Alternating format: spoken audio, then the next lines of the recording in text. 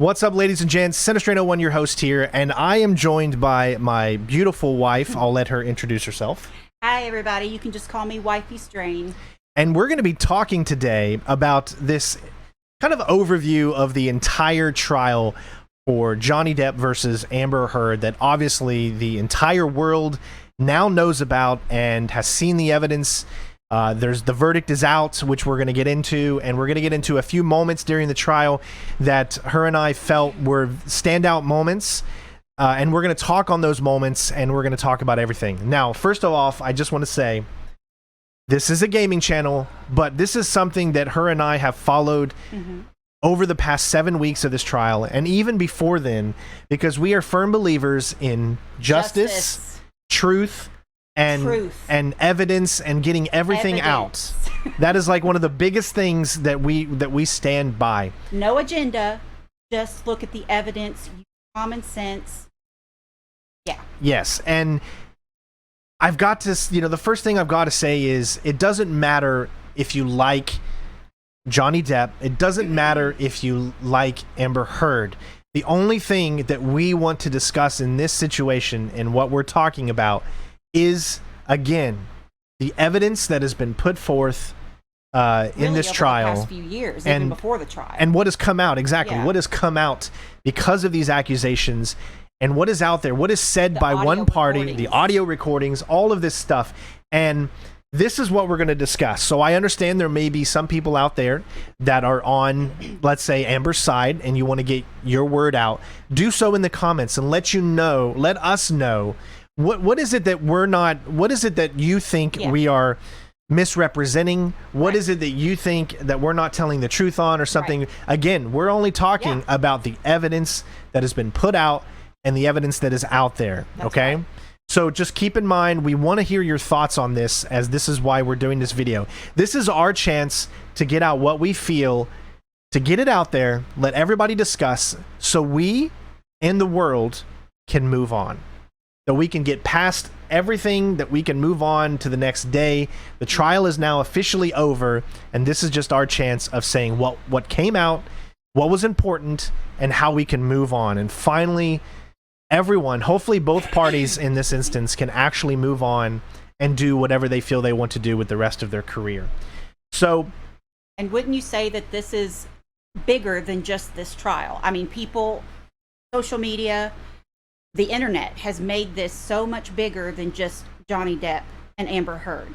They've made it about the MeToo movement, and I am a big purporter of the MeToo movement. I am a big advocate of women and men coming forward and getting justice that they deserve. Now, would you say that the MeToo movement is not specifically and solely about, or should not be specifically and solely about, believe all women? Well, that just doesn't make any sense, because you could come back and say somebody could make a movement about believe all men. I mean, use your common sense. In this country, a person is innocent until proven guilty, correct?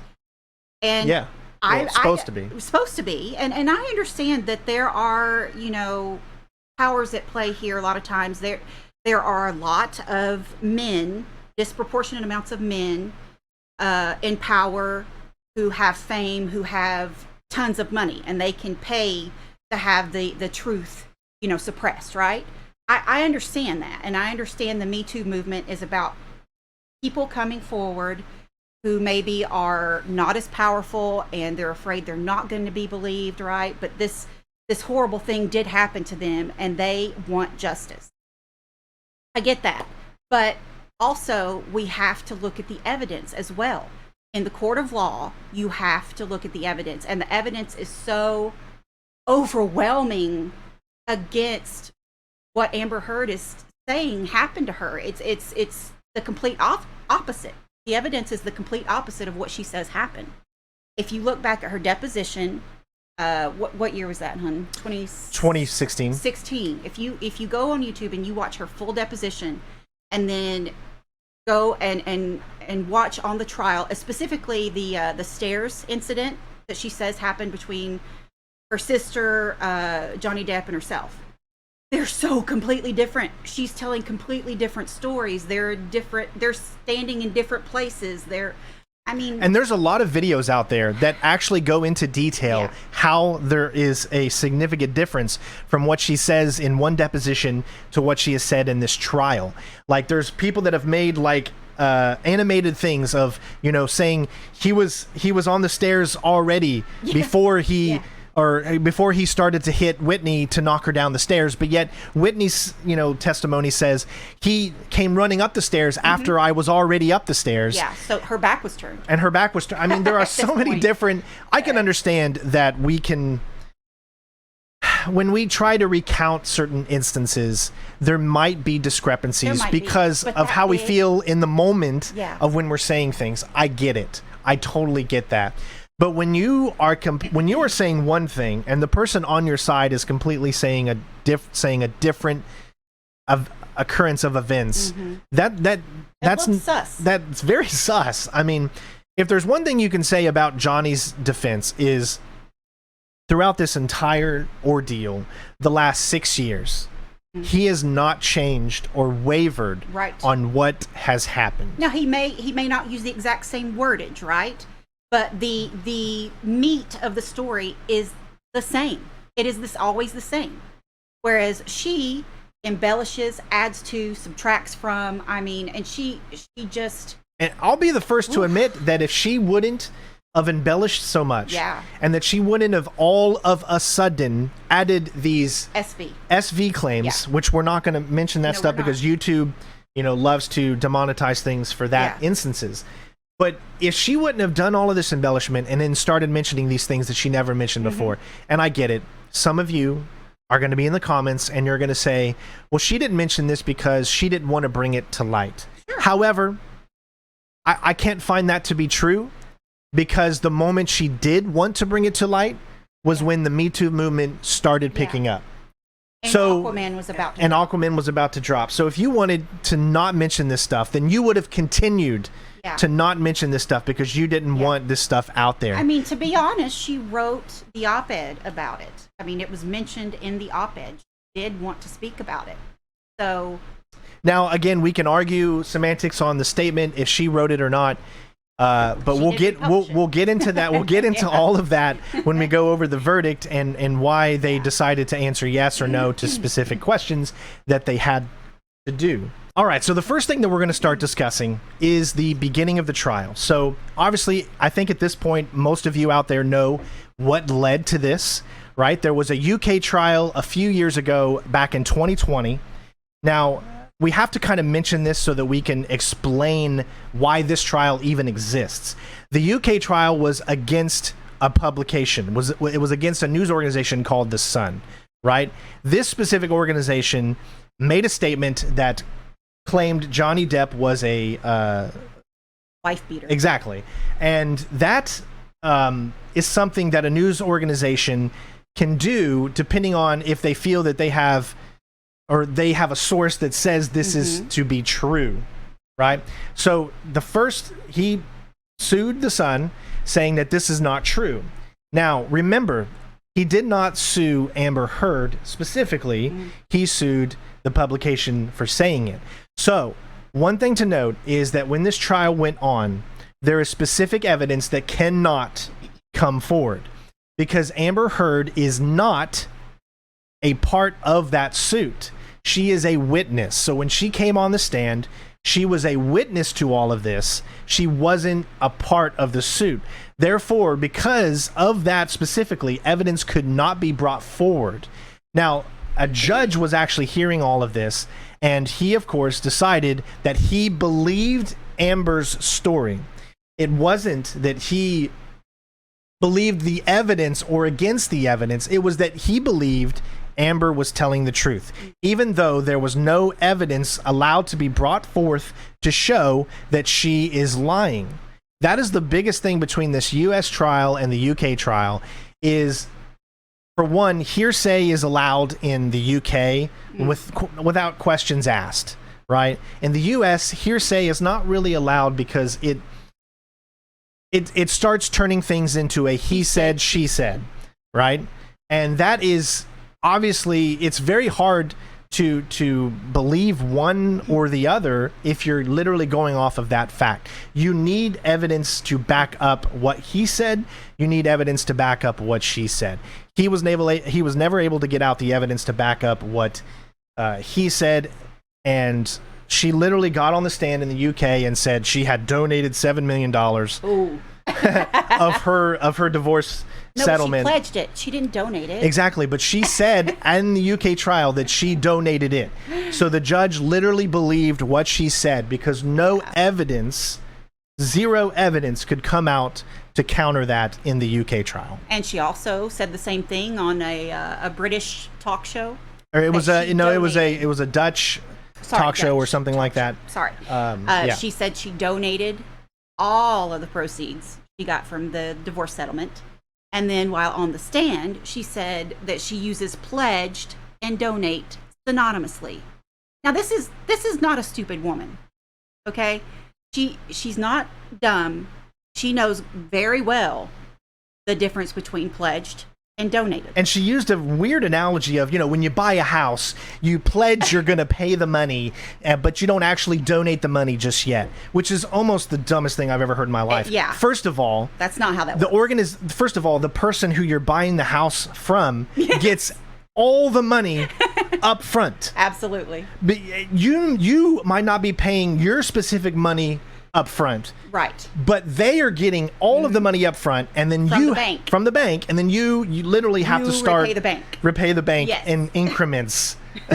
So I mean, that analogy was just dumb. But we're going to get into that when we get into the meat of the trial. I just wanted to explain first that the reason that the UK found they believed Amber just based off of what she said. They didn't look at the evidence because evidence wasn't allowed to come out there. So he lost in the UK.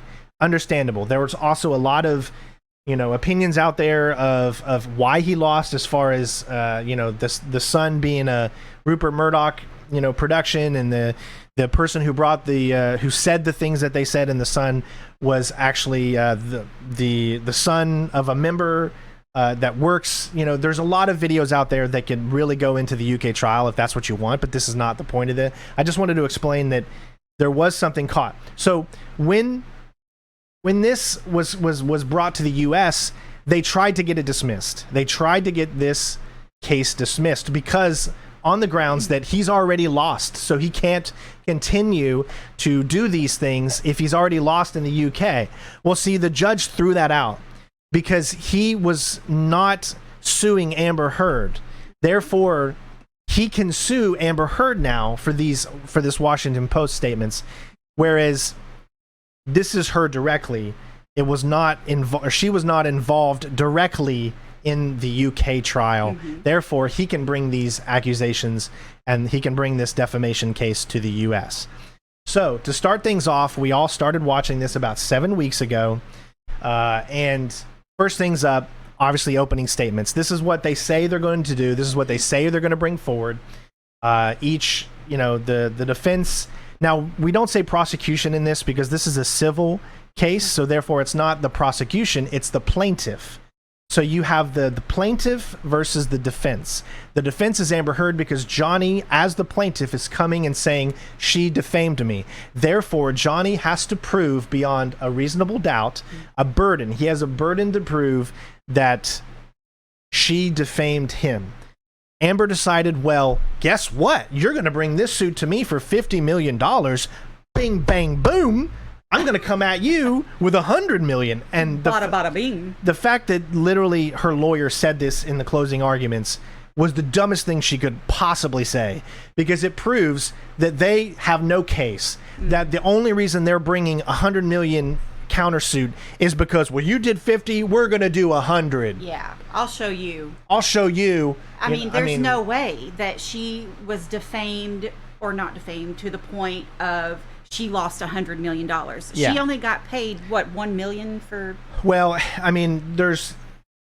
Essentially, the point is she didn't make that much money. She's never made that much money in her life.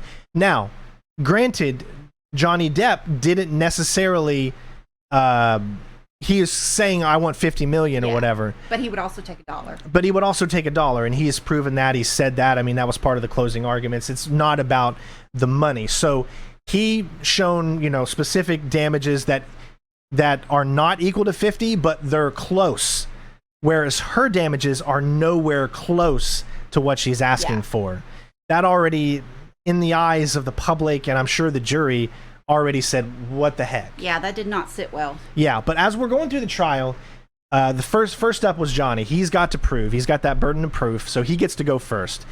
First was on a stand was his sister. Obviously, there was a lot of things that I didn't understand about, granted, you got to remember that putting your life on the line is something that is so hard, and I'm sure he did not want to have his entire life put out in the public. Johnny Depp has always been a private man when it comes to his private life, right?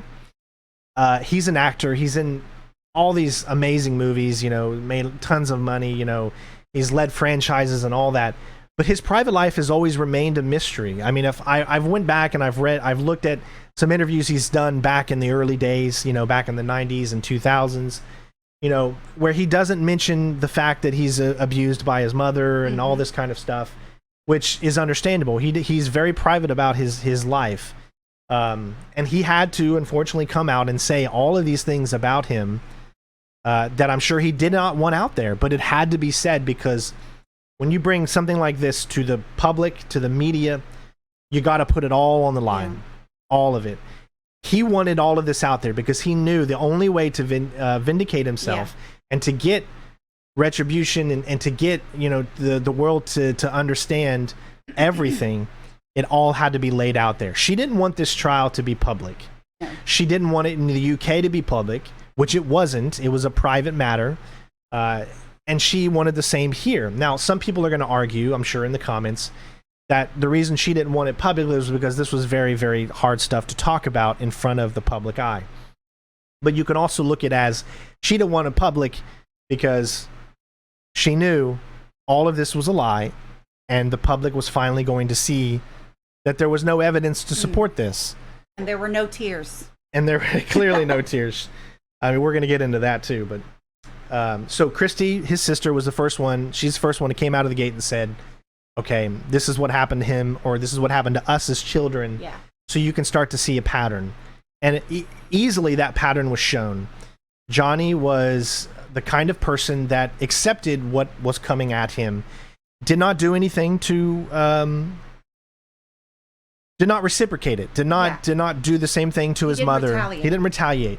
He saw his father take it time and time again and did nothing, just sat there, was quiet, took it, right? And eventually there came a point where the father was finally at the point of no return, and he said, I'm out. I'm gone. I can't do it anymore. He was upset at his father. Yeah. He was upset. How could you leave this woman? Because you've shown that you were able to take it all this time. But how could you leave her? Now look at her. She's frail. She's sad. She doesn't want to live. And he saw that, and he looked harshly upon his dad because of it. Like, how could you leave? You did this for all of these years, but then you finally decide to leave, and he never understood it. So you can see that as it plays throughout this entire trial and throughout their entire relationship and marriage, that he did not want to leave. He may have left for a few minutes to cool off. He wanted to avoid the situation. He wanted to separate in the heat of the battle, when she's throwing stuff at him and everything. Yeah. He wants to get away. And that would enrage her because of these narcissistic traits that she has. She feels abandoned, right? When he walks away, she feels abandoned. She takes that as a slight towards her. When he's just trying to get away, let the situation cool down, and then maybe they can come back and talk about it, with cooler heads. Yeah, whatever. And this is something that Jen and I can actually relate to. Yeah. Because in this situation, I'm the Amber Heard. Not the he has never once thrown anything at me. No. But when we get in an argument, I'm the kind of person that wants to settle that argument. Squash it right now. Right then and there. I want it to be over and done with, so we can move on. Jennifer I want to get away and cool off. She's got she's got a cooler head in this situation. She wants to take back a little bit. She wants to think about it. She wants to, and then come back and then fix it when everyone is calmed down. But Emotions aren't as high. I'm just the kind of person, I just want to get it over with. That's just kind of how I am. Is when we have an argument, and these aren't arguments where we're sitting here, yelling at each other and being bad to each other. It's just a moment of like, we're married and we have disagreements. We have disagreements, and I want to get it over with as fast as possible, and she wants to think about it. Yeah. That's understandable. But the fact is that it came to this point where it's literally on tape of these times where he has had to run away from these situations. On tape, time and time again, and her agreeing that, the first sign of an argument, you run away. Mm-hmm. The first sign, And that pisses her off so much that she resorts to want to be violent to get him to stay. That is, God, awful. It's just, it's horrible to hear. And then when you're on the stand saying that, oh, no, that's not the case. I just wanted him to get, I didn't want him to go away because I was afraid that when he came back, he was going to be the monster. Oh. I mean, there's just so many things about this case that are so hard to believe.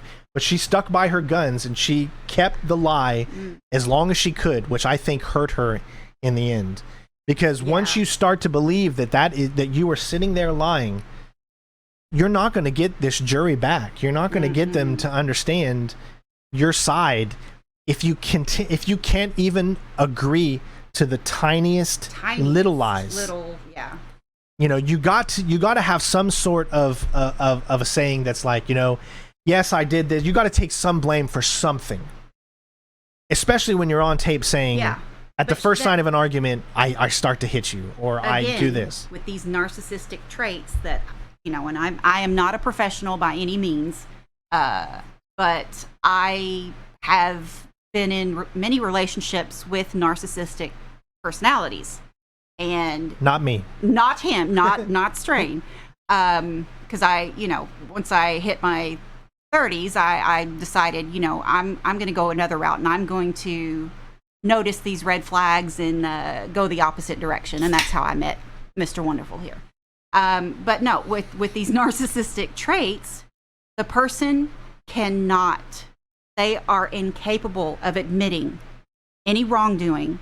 They cannot accept blame, even for, like he said, the tiniest little things. I mean, if she had conceded, I said these, on the audio tape, I said, Johnny, I didn't hit you. I didn't punch you. I hit you, and she's like doing all these little semantics. I mean, it doesn't matter if you punched or hit. You don't hit another person, period.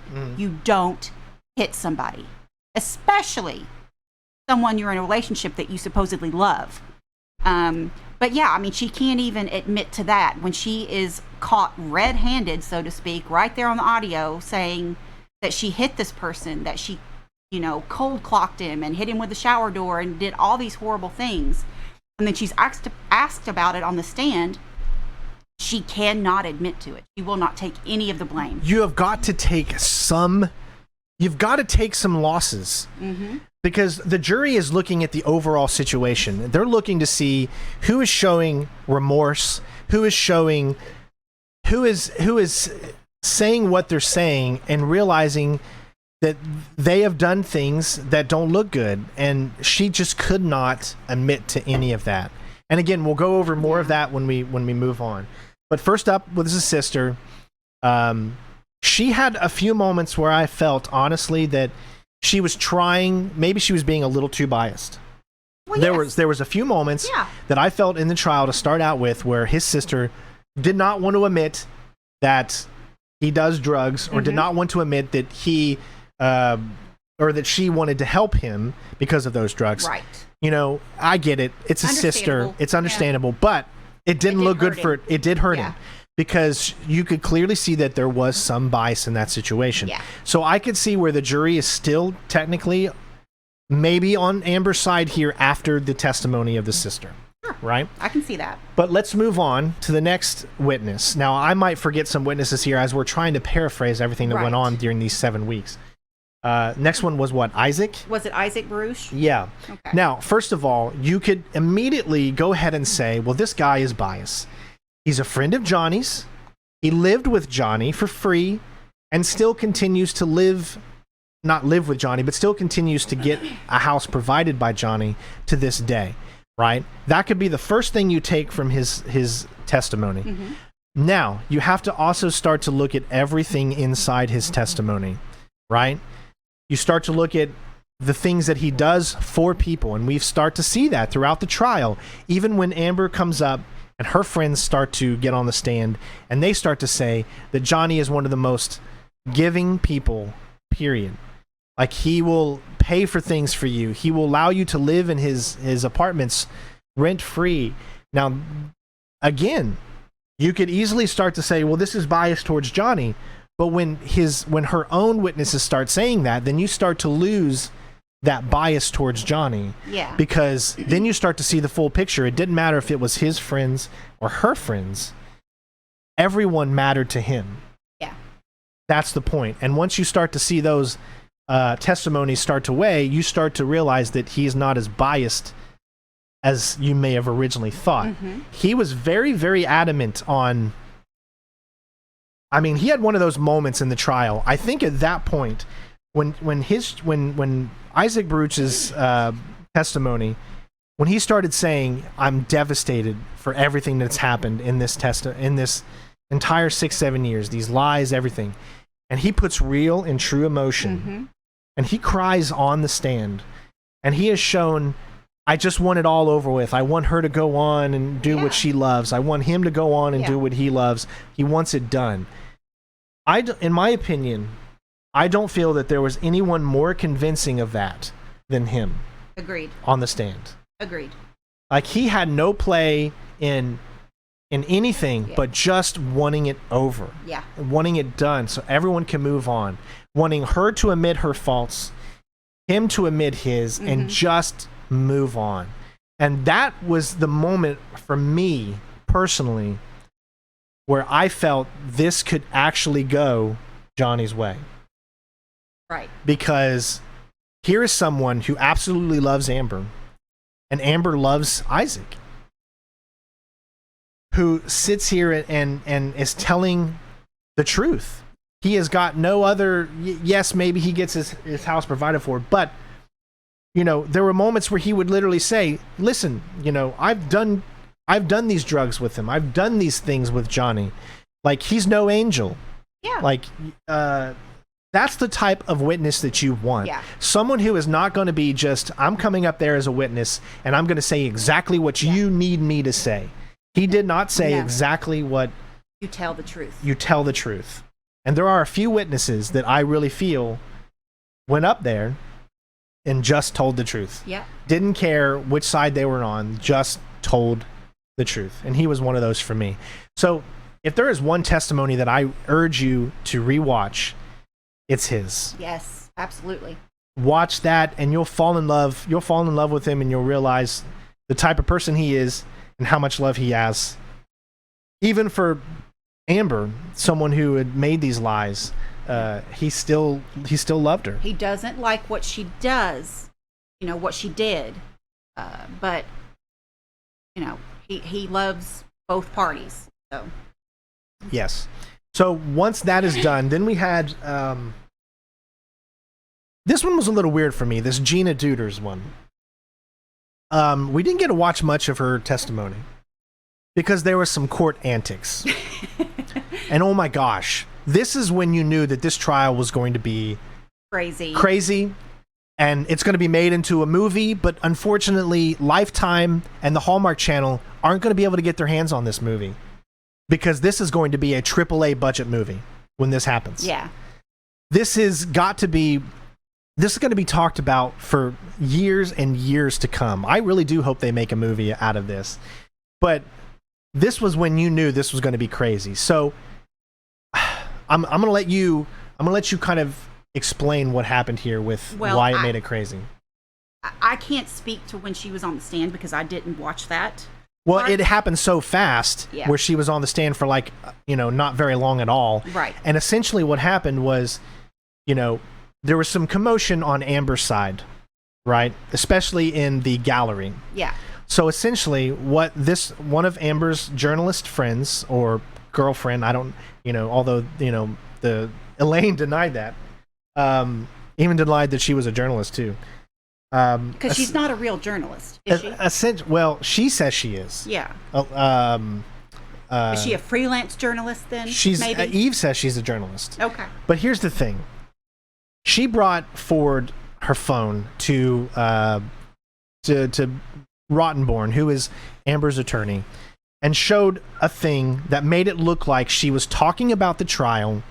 The witness that was on the stand. While the witness, Gina Deuters. Okay. That Gina Deuters was talking about the trial. And so she showed this picture of her talking about the trial. So they got all their cohorts together, all of the legal team, and they brought this forward to the judge. Once the judge saw this, the judge looks at Gina and says, "Have you been watching the trial?" Mm-hmm. And then Gina comes back and says, "Well, I've seen snippets here and there because it's really almost impossible to not, this is the biggest trial of the century." And the judge says, "Okay, you're going to be excused. You no longer can be a witness." And we were all like, "Wow, that sucks," but we understand, hey, you cannot watch the trial. Exactly. Our first impressions were, you cannot watch the trial if you are a witness. Only experts can watch the trial because they are allowed to dissect things that they see during the trial to make their expert witness testimony. So we understood it, and we were like, it happens. That's a loss for Johnny, obviously, but it happens. Whatever. And I know I forgot to mention about the cross-examination of Isaac and the whole amica cream.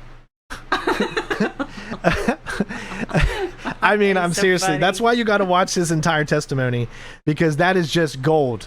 That is, I mean, seriously, create a drinking game every time Elaine says amica cream, and you will, or what if any, and you will have the time of your life. But if you don't have alcohol poisoning first. Yes, that was just something to behold, and I can't even bring it justice. It was so amazing. But anyways, so here's the thing. The next day after that happened, there was something going on that confused everybody, because there was, or should I say, when this happened, I think it was a Thursday, and the next day they were just doing deposition talk, so the trial wasn't live. But they were there with the judge, the lawyers, and the lawyers had showed and stated this was a lie. That what just happened yesterday with Gina Deuters was a lie. And how it showed that was they showed that the information that was brought to the judge was actually a Twitter or Instagram post from the UK trial. Meaning that this took place over a year and a half ago that she was talking about the trial, where she was not a witness in that trial. Mm-hmm. Because remember, this was Johnny Depp versus the Sun, not versus Amber. Therefore, he could not bring this type of witness for his case. She was not there. So what Eve did was she cut out the date of when this statement was made. So she literally lied to the judge, lied to her lawyers, Amber's lawyers, to get this thrown out. Now, it just so happens that Gina said she did accidentally see things on the trial. Honest. She was honest, completely 100% honest. Therefore, she was taken down. However, because Eve lied and was also seen taking pictures, doing other things like that, using her phone during the trial, she was taken out of the courtroom and she was banned, not allowed to come back. That was a big win, in my opinion, in the court of public opinion. Because it shows that she surrounds herself with people who will resort to almost anything, will fight dirty just to get, just to get their way. Yeah. Right?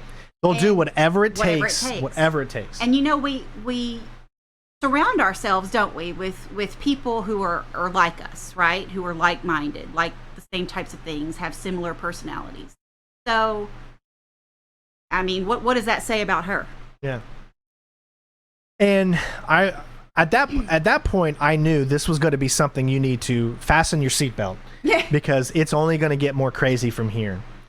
So then obviously some more people testified for Johnny. He had some of his bodyguards testify of what happened. You could say, obviously, they work for him. They continue to work for him. But there's one thing out of all of his bodyguard testimony that I want you to take note of. And even the people that testified that work for him, like the woman that works at his resort or the island that he owns in the Bahamas. You know, the people that work for him testify for him.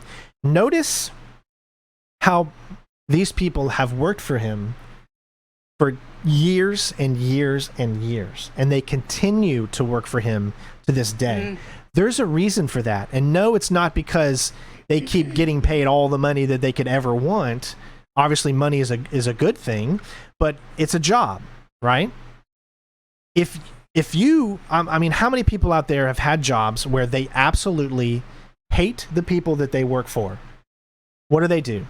They want to find another job because I cannot stand the people that... It's miserable. It's miserable. For someone who lies or does these things. You.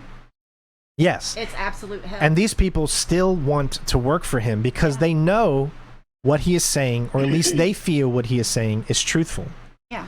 That says a lot about Amber's side, where almost all of her friends are no longer friends. The people that worked for her don't want to work for her. No. She fires her PR team in the middle of a trial. Yes. I mean, this stuff is gold. It's literally gold for the type of entertainment that you would want. And I'm not saying that's the right thing.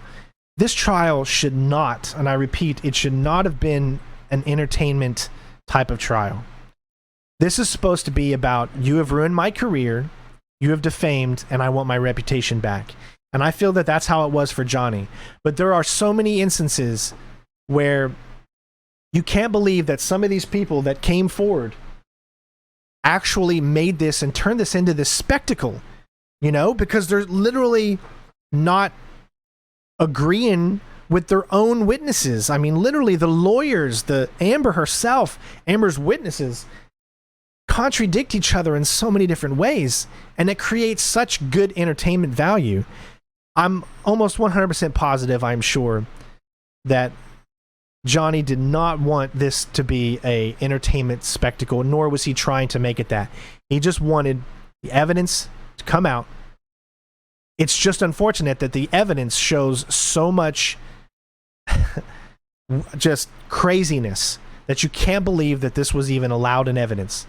And when we get to her side, you're going to start to see those pictures, and you'll see why the craziness is out there. But all of his bodyguards, his people, the doctors, all of that, they came out, they said what they said. Granted, a lot of people were like, you know, the doctors can't say much, the nurses can't say much, you know, I don't recall. That is just standard, you know, for medical people to, if they want to keep their medical license, you know, they have to stick to what their notes say. And you know, that's how it is. I mean, anyone that's in the medical field, I'm sure, can attest to that, which I watched a lot of this trial with the LawTube community or whatever. I watched through all of them, and they had medical professionals, doctors and nurses on there that would say the same thing. Listen, this is exactly what you're supposed to say when you're on, you know, this is your job, and you can't risk your job by lying or by doing, you know, something like that. You have to be truthful. If you don't recall something, you don't recall. If you have to look at your notes, then you could say, well, this is what I said in my notes, but you know, that's kind of what you have to do. So there was a lot of people coming forward, a lot of deposition videos too. I know I don't find the deposition videos to be boring because I'm looking at it from the TV, but I can understand that if you're in that courtroom, these deposition videos might have been very boring to watch. And hard to get through. But I still found a lot of good things that came out of them, especially, you know, the psychiatrist, Anderson, I think Dr. Anderson, who everything that she said that she thought there was mutual abuse was based off of Amber telling her that. So Amber's obviously going to come back with, see, Dr. Anderson even thinks there's mutual abuse. No, you told her that he hits me too. Therefore, the only conclusion she can have is there's mutual abuse. So that was what they tried to, when Amber took the stand, was what they tried to come out, was that, well, Dr. Anderson said this. Again, that's hearsay, because you can't do that if you're on the witness stand. You can't say what someone else told you. I mean, it's hearsay. And that's something that was never allowed to be objected to in the UK trial. All hearsay was in. Yeah. And all of it was for her, not for him, because, you know, he's limited to what he can do because this is the son he's going up against, not her itself. So to sum up his side, you saw all of the events. He came on the stand. He talks very slow. Yeah. I'm telling you, if I never knew this about him. I never knew that he was this shy and this this slow speaking and hard methodical in his thinking about every word that he says. Yes. And all of that. I never knew that about him because honestly, we don't know about his private life. All we know about him is what we've seen in the movies. Yeah. And he plays these extravagant, yes, you know, flamboyant characters. And it makes complete sense. Yeah. I'm an introvert. I am someone who doesn't want to go out all the time. My wife tries to get me to go out more. Yeah. But I'm someone who is just as happy being inside. And I need to get out more. I understand that. I get him. Yeah. I get why he takes on the type of roles that he takes on. Because they're more interesting. I mean, wouldn't you want to take on the role of being the complete opposite of what you are? Because that's more interesting to you. Yep. We all want to be what we are not. So if you're a shy person, you envy those who are outgoing and you know, life of the party types of people. You want so badly to be that. And so that makes perfect sense why he would choose these roles like Captain Jack Sparrow. All of his Edward Scissorhands, Charlie, or Willy Wonka. I mean, oh gosh, I was completely drawing a blank there. Sorry. Every character he does, I don't think there's only been a few movies, one that I can name, Nick of Time, that he plays a straightforward, normal type of person, more reserved type. Reserved, yeah. A father, you know, someone. Other than that, most of the roles that he does, Scissorhands, yeah, that's an out there character, but he is also very shy and yeah, you know.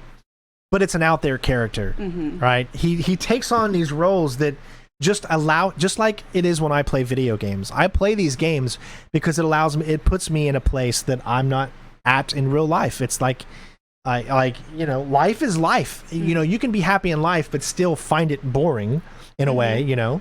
So you escape into video games and you get to have fun with these video games and all these stuff that you get to do. And you get to be these crazy characters, right? Like Nathan Drake and, you know, people that are adventurous and all that. So yeah. And it's a chance for me to be that adventurous person where in my real life, I'm not as adventurous as I wish I could be. Right. And it's a hard thing to get over. It's a hard thing to do when you are someone who is shy in that regard. See, Center Strain 01, this persona is not who I am. Center Strain 01 is a persona that I wish I could be. Because Center Strain 01 is talking to you like this, as he's coming out, he's saying these things, he's playing these games, he's doing this stuff. But me as a person, I'm not like that. I'm more shy, I'm more quiet, I'm more, you know, I'm different. So when we have a microphone, we are allowing ourselves to kind of come out of our shell. Yeah. And that is something that I'm so glad I have the opportunity to do. Otherwise, normally I would just be completely in my shell and I'd never come out. So this is like my opportunity to be. This is my Edward Scissorhands. This is my Jack Sparrow, because I get to talk. Captain Jack Sparrow. Thank you very much. That's right. This is my chance to be those types of characters, but I get to do it with my channel, Center Strain 01.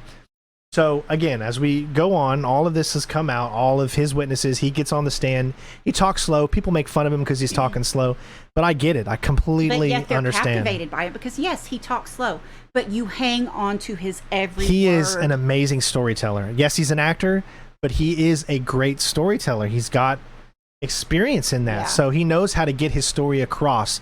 But he did it in a way that didn't feel like it was fake, No. or that it was a lie. Genuine. It felt genuine. He owned up to the alcohol, the drugs, all of that stuff. He knows. He's like, look, I've done cocaine. I'm a drug addict. I'm, you know. He's not perfect. He's not perfect.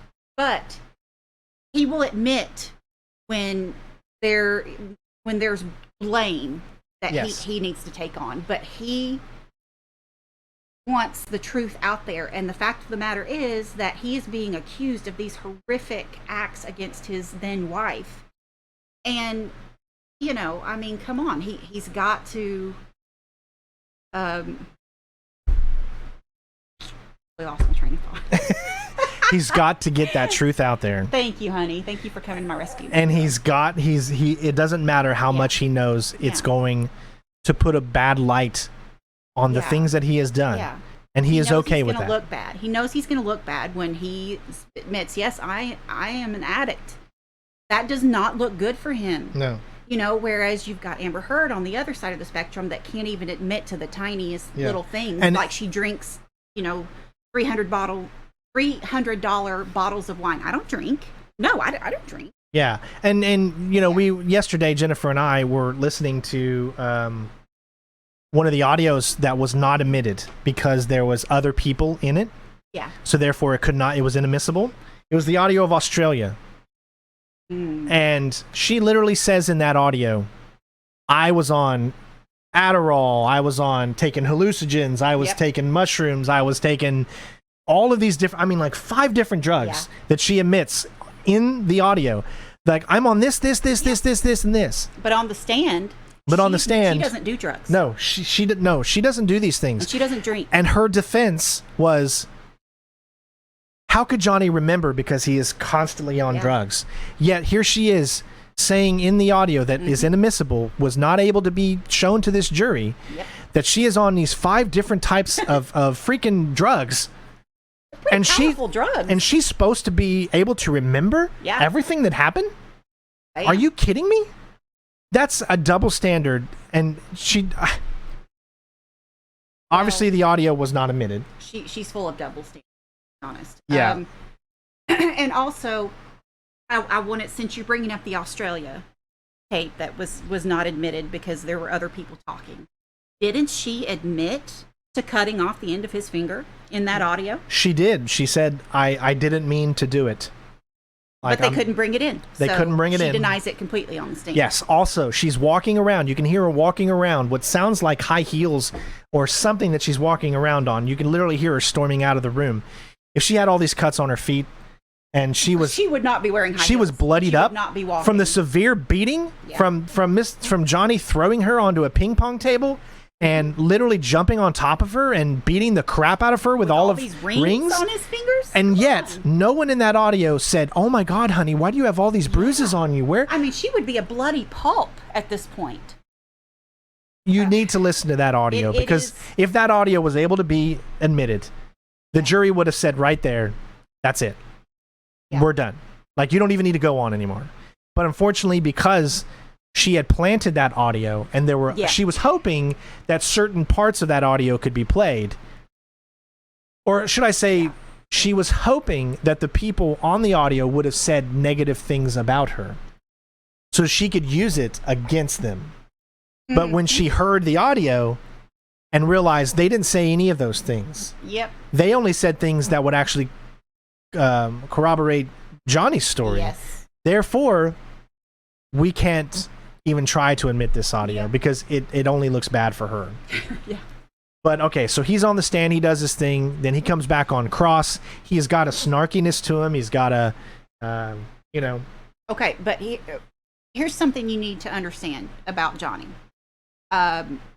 Even though when it comes to women, he is completely nonviolent, completely, like a sensitive guy and non-confrontational, right? Because of the issues he had with his mother growing up. We take into adulthood what we learn in childhood. We repeat those patterns in relationships and so forth.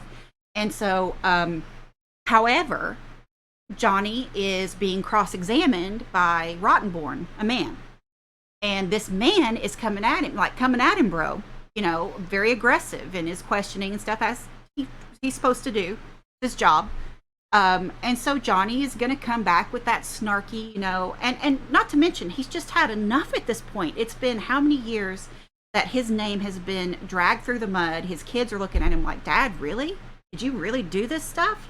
Yeah. I mean, this man has just been through the ringer, and he's had it up to here. And so, yeah, it makes sense that they would have the man cross-examining him, because if they had Elaine, I feel like Johnny would have been a little more demure is not quite the word I'm looking for here, but he would have been less aggressive and snarky. They knew exactly what they were doing. They knew exactly who needed to be doing his cross, right? Just like Amber knew exactly who needed to do her questioning. It would be more sympathetic if it was a woman questioning. It was a woman, exactly. And then on the opposite spectrum, I think Johnny's team knew exactly what they were doing, having this petite little Camille Vasquez, demure. Oh, by the way, that's Vasquez, not Vasquez. Vasquez.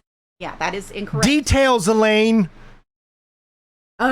Anyway, so of course, they have Camille coming at her doing the question. Obviously, it's all set up Makes perfectly. Sense. Makes perfect sense. Listen, these are all professional lawyers. They're smart. There's a reason that they're on the case, okay? Like, you could say what you want about Elaine. You could say what you want about Ben Rottenborn. They're good lawyers the sense that, and obviously they can control their client. Now this does not at all. I have no sympathy for Elaine. No. I actually have sympathy for Rottenborn. Really? Yes, I have some sympathy for him, but I have no sympathy at all for Elaine, especially since she's come out after and continuing the narrative, continuing the lie, getting her 15 minutes of fame that she's accusing every witness of. Yeah. And she literally would misrepresent the facts. Oh, yeah. To the jury during her closing. Come on, she out and out lied. Now, there were times when Rottenborn did the same, but the reason that I'm not as mad at Rottenborn is because he was fighting on what he felt they could win on, and that was the First Amendment. So when he was out there, that was his thing. It's like, listen, I'm sure that he told the team, listen, this is what we need to fight on. We need to fight on First Amendment and the right to say what she felt was the truth. Right? But then you have Amber saying, no, I don't care about the First Amendment. Which is not what she's saying now on social media. Yeah. I don't care about the First Amendment. I care about my truth. And all of these things happen. And I want that to be the focus. So essentially you could say that Elaine was Amber. Yes. He was her speaking. Her speaking, yes. And Rottenborn had to be. It's almost essentially. Couldn't reign Rottenborn. No, it's almost essentially like her own lawyers had to be opposing each other. Yeah. Rottenborn had to get out this First Amendment stuff, or he felt they were going to lose the case. But Amber wanted Elaine to be her voice instead of Rottenborn. And that was the wrong move. And I think for a couple of reasons. One, because she's a woman, so it looks sympathetic with a trial such as this, with these types of accusations. It doesn't look good having a man, even if he's your lawyer, doing the questioning. And also, I feel that she knew she could manipulate and control Elaine a little better than she could Rottenborn. Exactly. That's just my opinion. I mean, and that's exactly what my opinion was, that Elaine seemed to be more easy to control than Rottenborn was. I mean, you could literally look throughout the trial when some witnesses were up for Amber that Rottenborn's just like, I can't believe we got these people up here. Like, it just doesn't make any sense. And you feel for him in some cases. Although there are some times when you're like, I can't believe you would say these things, Rottenborn, when you probably know they're not true, but. This is that conception that we all have about lawyers. That's what a lawyer does, right? They lie. Liars. They fight on what they think they can win, like you said. Yeah. And again, we're going to show some clips here of some of the good stuff here. But as we've now finished with kind of Johnny's whole entire case, his evidence that come forward, you get a sense of, wow, okay, he is in the lead. Yeah. He's leading. Right? And then, Dr. Shannon Curry comes up and says, this is who Amber Heard is. This is what you're going to see when she comes up on the stand. And she was very believable. She felt honest. She did everything ethically. By the book. Knows the thing. And listen, I believed her the moment that she said she deals with Army or not just Army, but military PTSD. And that is what her main subject is. She specializes in PTSD. She specializes in PTSD. And from the moment that she said military, I knew this is someone you believe. Because I can, from a 100% standpoint, know exactly what being deployed is like and the type of PTSD that you can have from that, and how you know exactly what is PTSD and what is not. And when someone is lying or feigning, I believed her everything that she said, right? And then, of course, Amber's time. And now we're going to get into some stuff about Amber here. First thing up is Dr. Hughes. I was like, first of all, when she came up there and said her credentials, I was like, wow. Yeah. They went full on and got the most qualified expert that you could possibly imagine in this field. However, they got the most biased. Yes. Most biased expert you could possibly find. I mean, this woman is a man-hater. She absolutely is 100% out there on the stand saying, it is impossible for a man to be abused by a woman. Now, she would say, I've dealt with man on man or woman on woman. Yeah. But she never once said a woman can abuse a man. A woman can abuse a man. That is never such once. BS. And what she did was very unethical, because she literally spoke as if she was Amber Heard. Yeah. That is gender bias was showing. That is very, very unethical. You can't come out here and say, and literally say verbatim, Amber Heard had this done to her. Yeah. Amber Heard had this done to her. You can't do that. That is not your job as an expert witness, especially as a psychiatrist or as someone that deals with that type of stuff. I don't know anything about all of that. No. But I feel like I've learned a lot more just based off of what I've watched in this trial. I've now actually watched videos from other psychologists and psychiatrists that have said what makes this wrong and how it's unethical and all of this. And I've really started to understand why it is.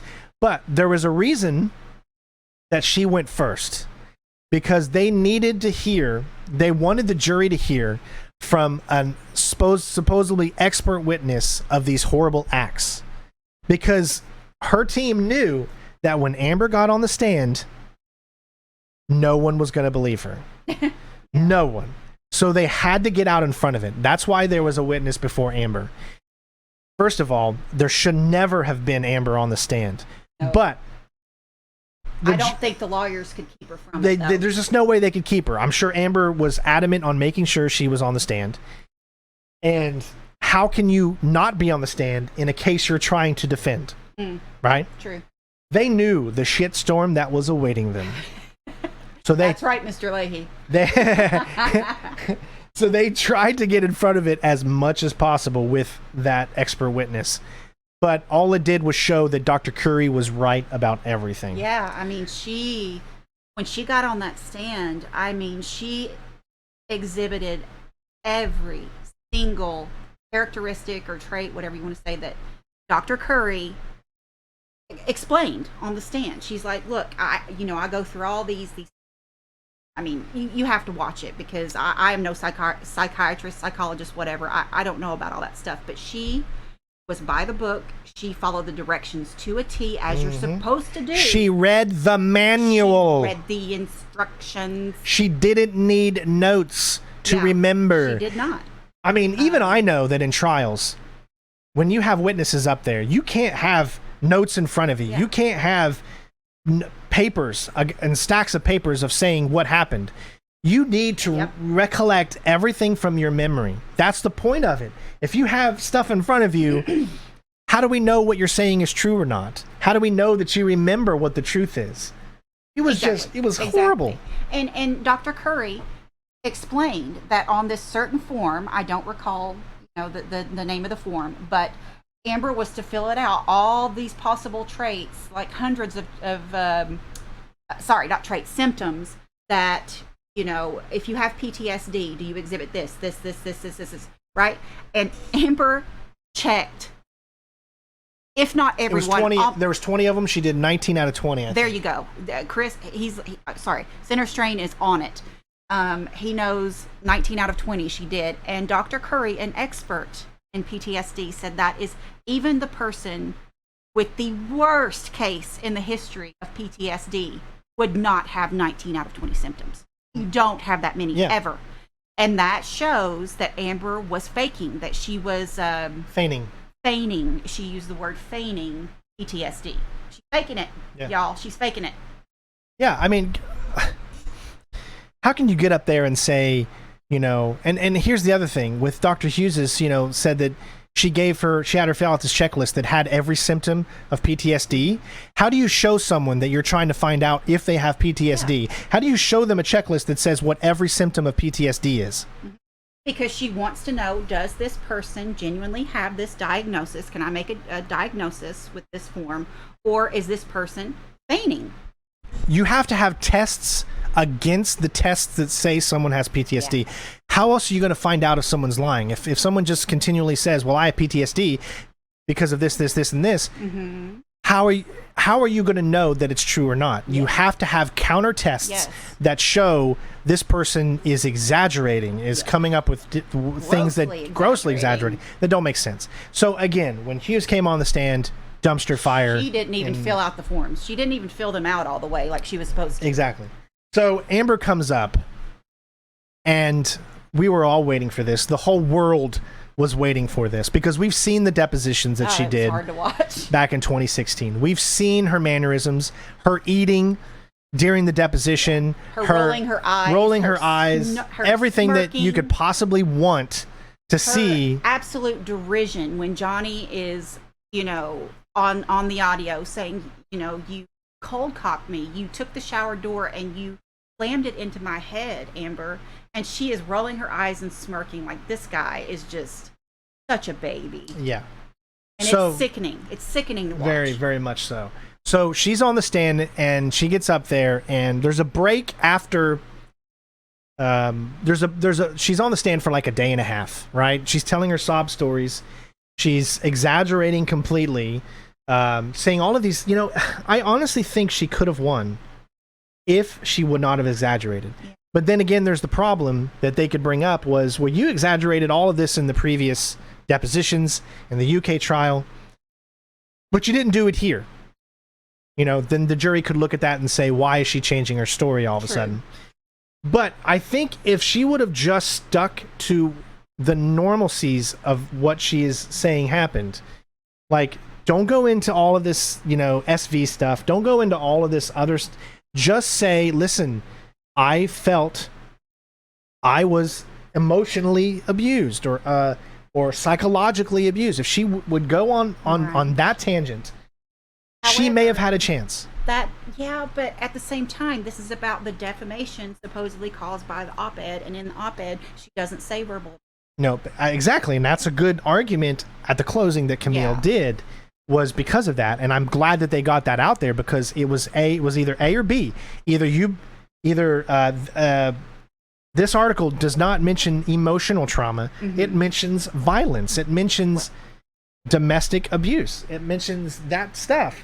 You have to, and she had to go all in. There was no way she couldn't go all in. So now that we've heard her, there was a 10-day break. Right? So everyone got to just kind of think of what she said. Now the cross-examination comes up. We're going to play a video of some of the key moments in the cross-examination. We're going to stop here and there to note some inconsistencies in what we thought of the cross-examination and all that. So I'm excited to show this. This is Camille, who came out like a true boss and was ready for this. I mean, she had 10 days to get ready for this. After she listened to her entire testimony, she knew exactly what she needed to say. So here we go. This is part of the cross-examination. We'll pause here and there to kind of get our thoughts on a little bit. Ms. Heard, I'm going to ask you to take a look at Plaintiff's Exhibit 881A. This is one of the articles containing the counterclaim statements by Adam Waldman. Is that correct? I haven't seen the article yet. Okay. Why don't we go to page 8 of this article?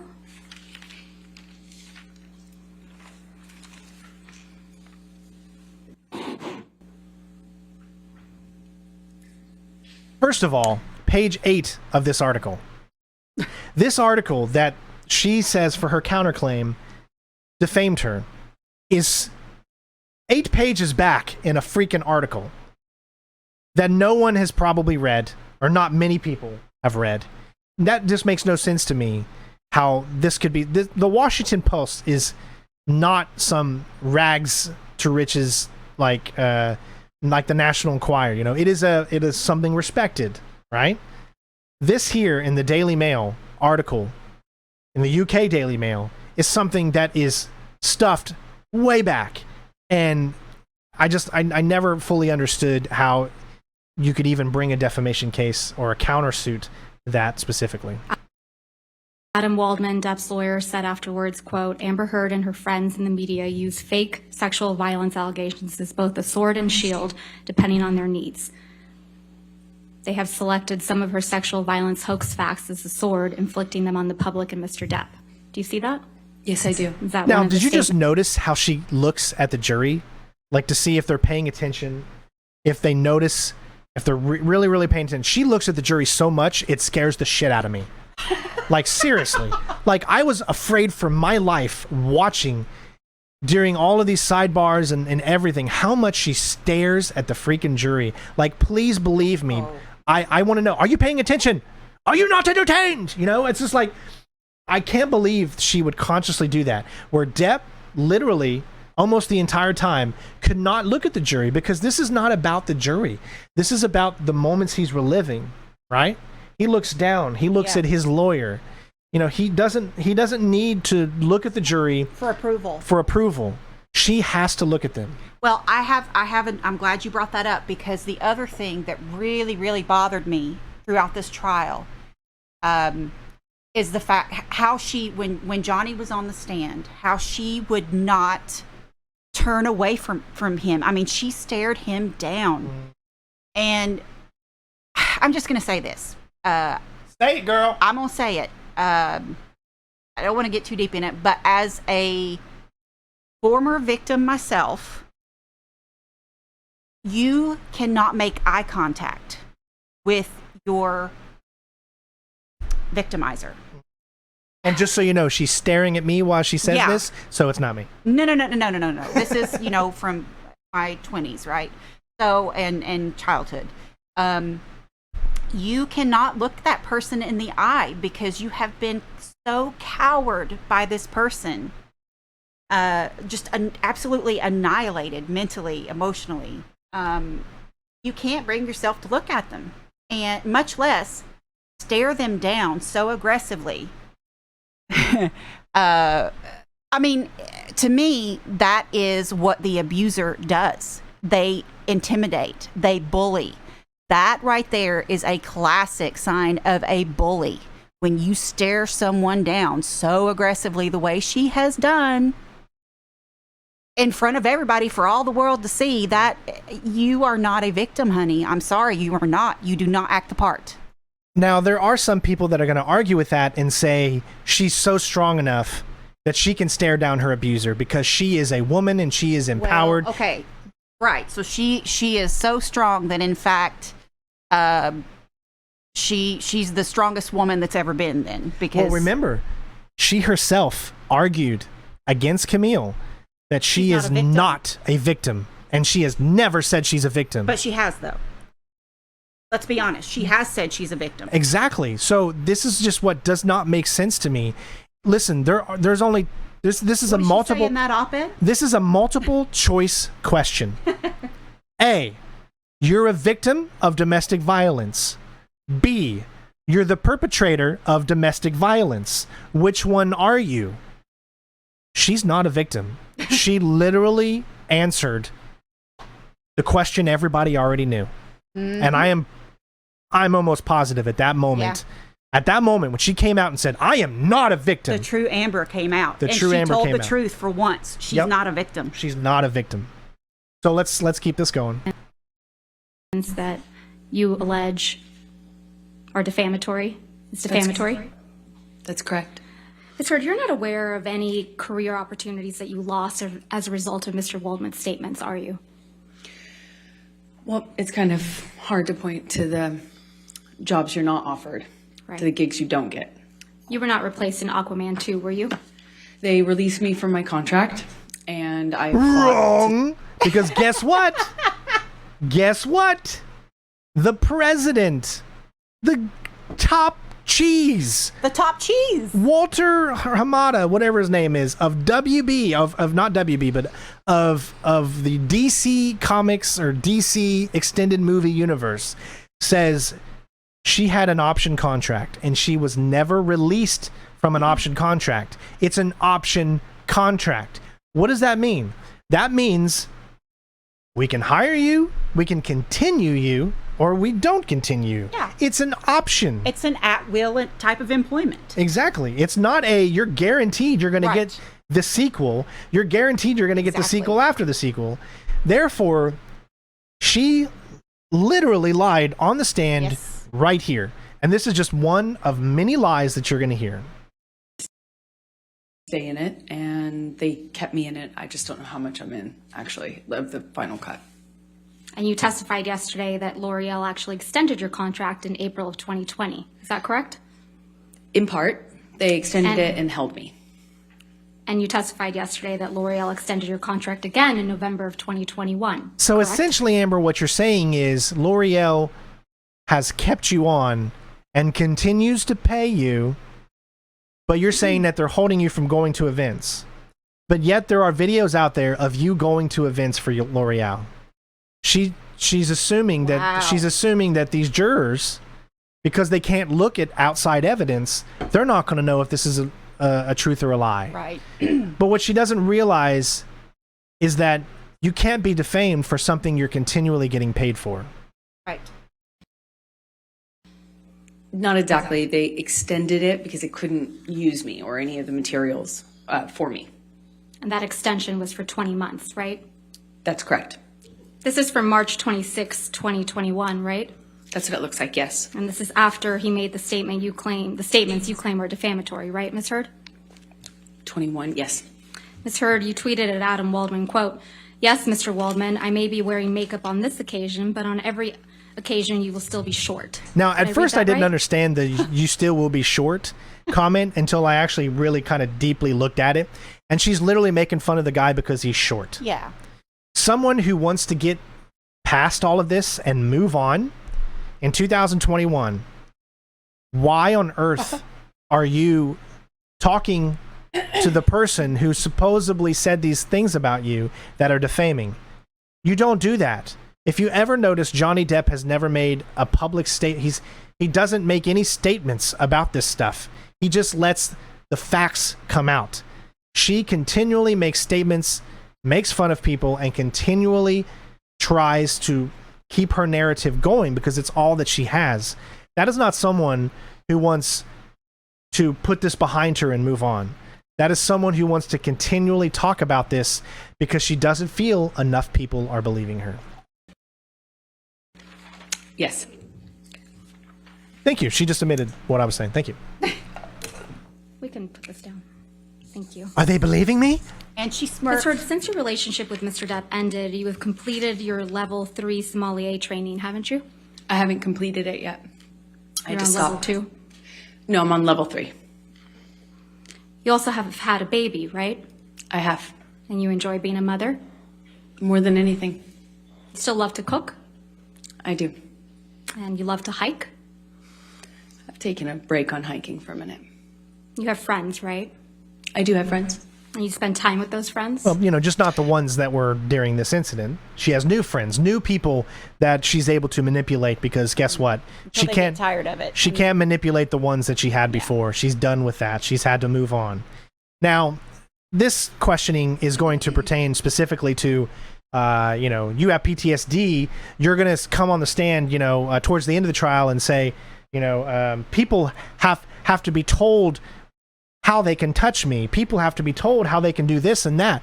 But yet there are pictures on your Instagram of you touching everybody, of you having the wonderfulest times, of you doing all of these different things, showing that you still travel the world and you still do everything that you could do before. Therefore, you're not defamed. You're not defamed. This is a counter to what she's literally saying. She doesn't realize that these things make her look like a liar. When you're going to come on the stand and say, I've got PTSD, I wake up with nightmares and sweat tears and all this kind of stuff. But yet when you go on and you know what, some are going to argue, well, you know, just because you have PTSD doesn't mean you still can't try to live a normal life. You can live a normal life with PTSD. I know a lot of people that have it severely and still can live a good, normal life. But you've smirkered this entire trial. You've laughed, you've joked, you've made comments, you've done all of this stuff that you literally say that you haven't done. It's being filmed. People can see you. Do you honestly think, Amber, that the jury hasn't been looking at you this entire trial when other people are on the stand? And they can see you're smirking. They can see all of it. You're so caught up in the lie, you got to continue it. Yeah. Occasionally, when I can. And you exercise regularly? Every day. You just filmed a movie in March of 2022, isn't that right? Yes, the one I just shot in Guatemala that I spoke of earlier. And you have... Johnny hasn't shot a movie since 2020. She literally is still making movies. It doesn't matter if it's in Guatemala, whatever you say. Guatemala. Guatemala. I don't know how to say it. Guatemala. Guatemala, right? Guatemala? Guacamole. It doesn't matter where it is. You're still able to make movies. Yes. You're not defamed. Amen, brother. You had a major role in a major film that's scheduled to be released soon. Is that correct? Aquaman 2? As I said, I don't know if I will even be in the final cut or how much. Well, as of right now, you're going to be in 10 minutes or less. So, cool. It was difficult to stay in the movie. Can we please pull up Plaintiff's Exhibit 356? I can't promise you that I'll be perfect. I can't promise you I won't get physical again. God, I sometimes get so mad I lose it. I can promise you I'm gonna do everything. Promise you, I'm not gonna throw around divorce. I will not. What is she saying here? I don't know. Tell me. because She's it's saying, low. I cannot promise you I won't get physical. Oh, is that what she said? She said, I cannot promise you I won't get physical when we start arguing. Wow. This is, I mean, of course she's going to, no, that's not what I'm saying, you know, and I'm not having that conversation. I'm not having that conversation. Johnny's having that conversation. I'm not even entertaining it. What does that even mean, Amber? I mean, what there's does just, that even mean? like, I can't with her. Unless it's it. And then I hope you leave me. I'm not going to, and me too. I will leave you. It's fair. I can't do it, you know? And I think, honestly, if we hold each other accountable to that, it's fair. Ms. Heard, that's you and Mr. Depp on that recording, correct? That's correct. And you told Mr. Depp, quote, I can't promise you that I won't get physical, end quote. Correct? That's correct. He was accusing me of instigating something in a situation I explained yesterday. And you also told Mr. Depp that sometimes you get so mad you lose it, correct? That's correct. I also explained the context of that fight yesterday. Isn't that exactly Do you think what... the jury remembers anything you said yesterday? I mean, you're talking to the jury like they've been paying attention to your testimony, yet the jury checked out so quick after you started speaking. I mean, I hate sounding like this because it looks like I'm on one side. Again, I am not on Johnny's side. I am not on anyone's side. I'm on the side of facts and evidence. And when I hear bullshit, I call it out. Okay? There's going to be a time when you can say that there is some Johnny bullshit and you call it out. You call out when you see someone is not being completely 100% honestly truthful. And it happens so much that there's just so much to talk about in these situations when it comes to Amber. You told Ben King on your way back from Australia that you get so mad you lose it? Absolutely not. I know that that's what Ben King testified to, but I never had that conversation with Ben King. I remember hating you as a response to the divorce thing. Exactly what I just told her. Now, this is her deposition that she took August 13th of 2016. She was actually already dating Elon Musk at this time.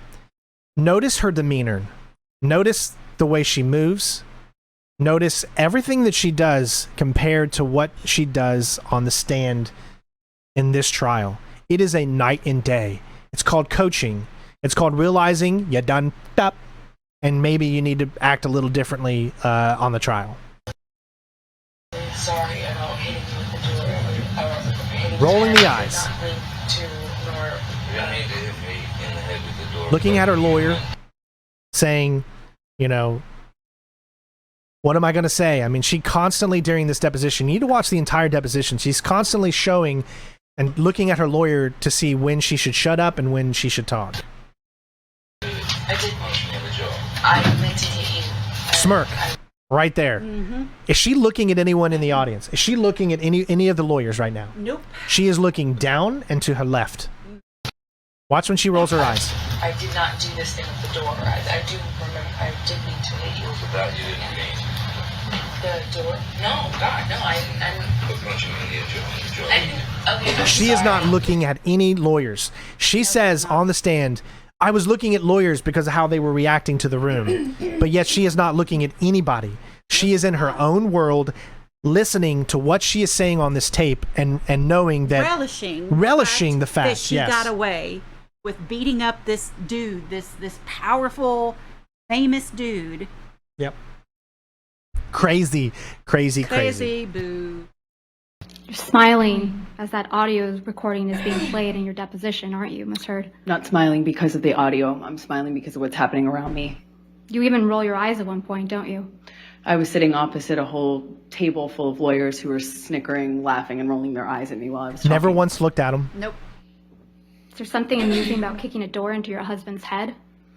No, I was rolling my eyes and commenting on what I was experiencing at that time in recounting the Is story. there something amusing to you about punching your husband in the jaw? That is not what I was smiling about, and no, I do not think it's amusing. Ms. Heard, you testified yesterday that when you left the courthouse after obtaining the domestic violence restraining order against Mr. Depp, you walked out to, quote, a sea of paparazzi and cameras, right? That's correct. You testified that you were surprised to see this sea of cameras That's correct. because it was quiet when you went into the courthouse that morning. And the divorce had remained under the radar up to that point. You testified that no one knew about your divorce, so you thought it was going to stay that way, right? No, I always figured it would come out. I just was trying to buy time. You knew the media had been alerted that you were filing for divorce, right, Ms. Heard? No, I just knew that it was impossible to do that privately, so you could just hope it was a matter of time. You knew they filed. were going to be there, didn't you? No, I did not. The I mean, I publicist- assume since it's a public building that there is that likelihood, or not likelihood, but possibility. But I was shocked. If we could please play and display to the jury Plaintiff's Exhibit 1280. This is a big one. Is responsible. Ms. Heard, did you send a text message to Jerry Judge on May 24, 2016, telling Jerry Judge, quote, I'm desperately trying to reach Johnny. It's extremely important. Please tell him. I remember sending the text message that is in front of me right now to Jerry. And I remember sending this because I wanted to tell Johnny or have him told by Jerry or someone who knew him or was close to him. Basically, I didn't want him to find out online that I had or was about to file or I had already filed for divorce. I wanted him to know verbally. So I was trying to reach him through a third party to tell him. When I say reach, I'm specifically saying I would like him to know information coming from me or coming from Jerry, from me, so that he finds out about the divorce filing or my intention to do so from some other source other than TMZ, which was alerted. Oops. You slipped up there, didn't you? Did it again. Now, oh my gosh, when this moment happened, I shat myself. Like, seriously, I was just so flabbergasted I'd never seen this before. I hadn't either. No one had ever seen this. This was not in the public. Mm-hmm. We've seen some of the deposition, but this, as to my knowledge, was not out there until this point. And I was just so blown away that she literally admitted. She told on herself. She told on herself She knew TMZ was alerted because she alerted them. And what happens? What she says after this to try to cover it up? The jury, I'm sorry, if I'm the jury, I'm looking at that like, okay, just admit it. Just please. Like, okay, just admit that what you did, you told TMZ. Just admit, please. Show some accountability. Show some accountability, please. Take the blame. Take a little bit of the blame. She can't do it. Let's find out what she does. Dun, dun, dun. You slipped up there, didn't you, Ms. Heard?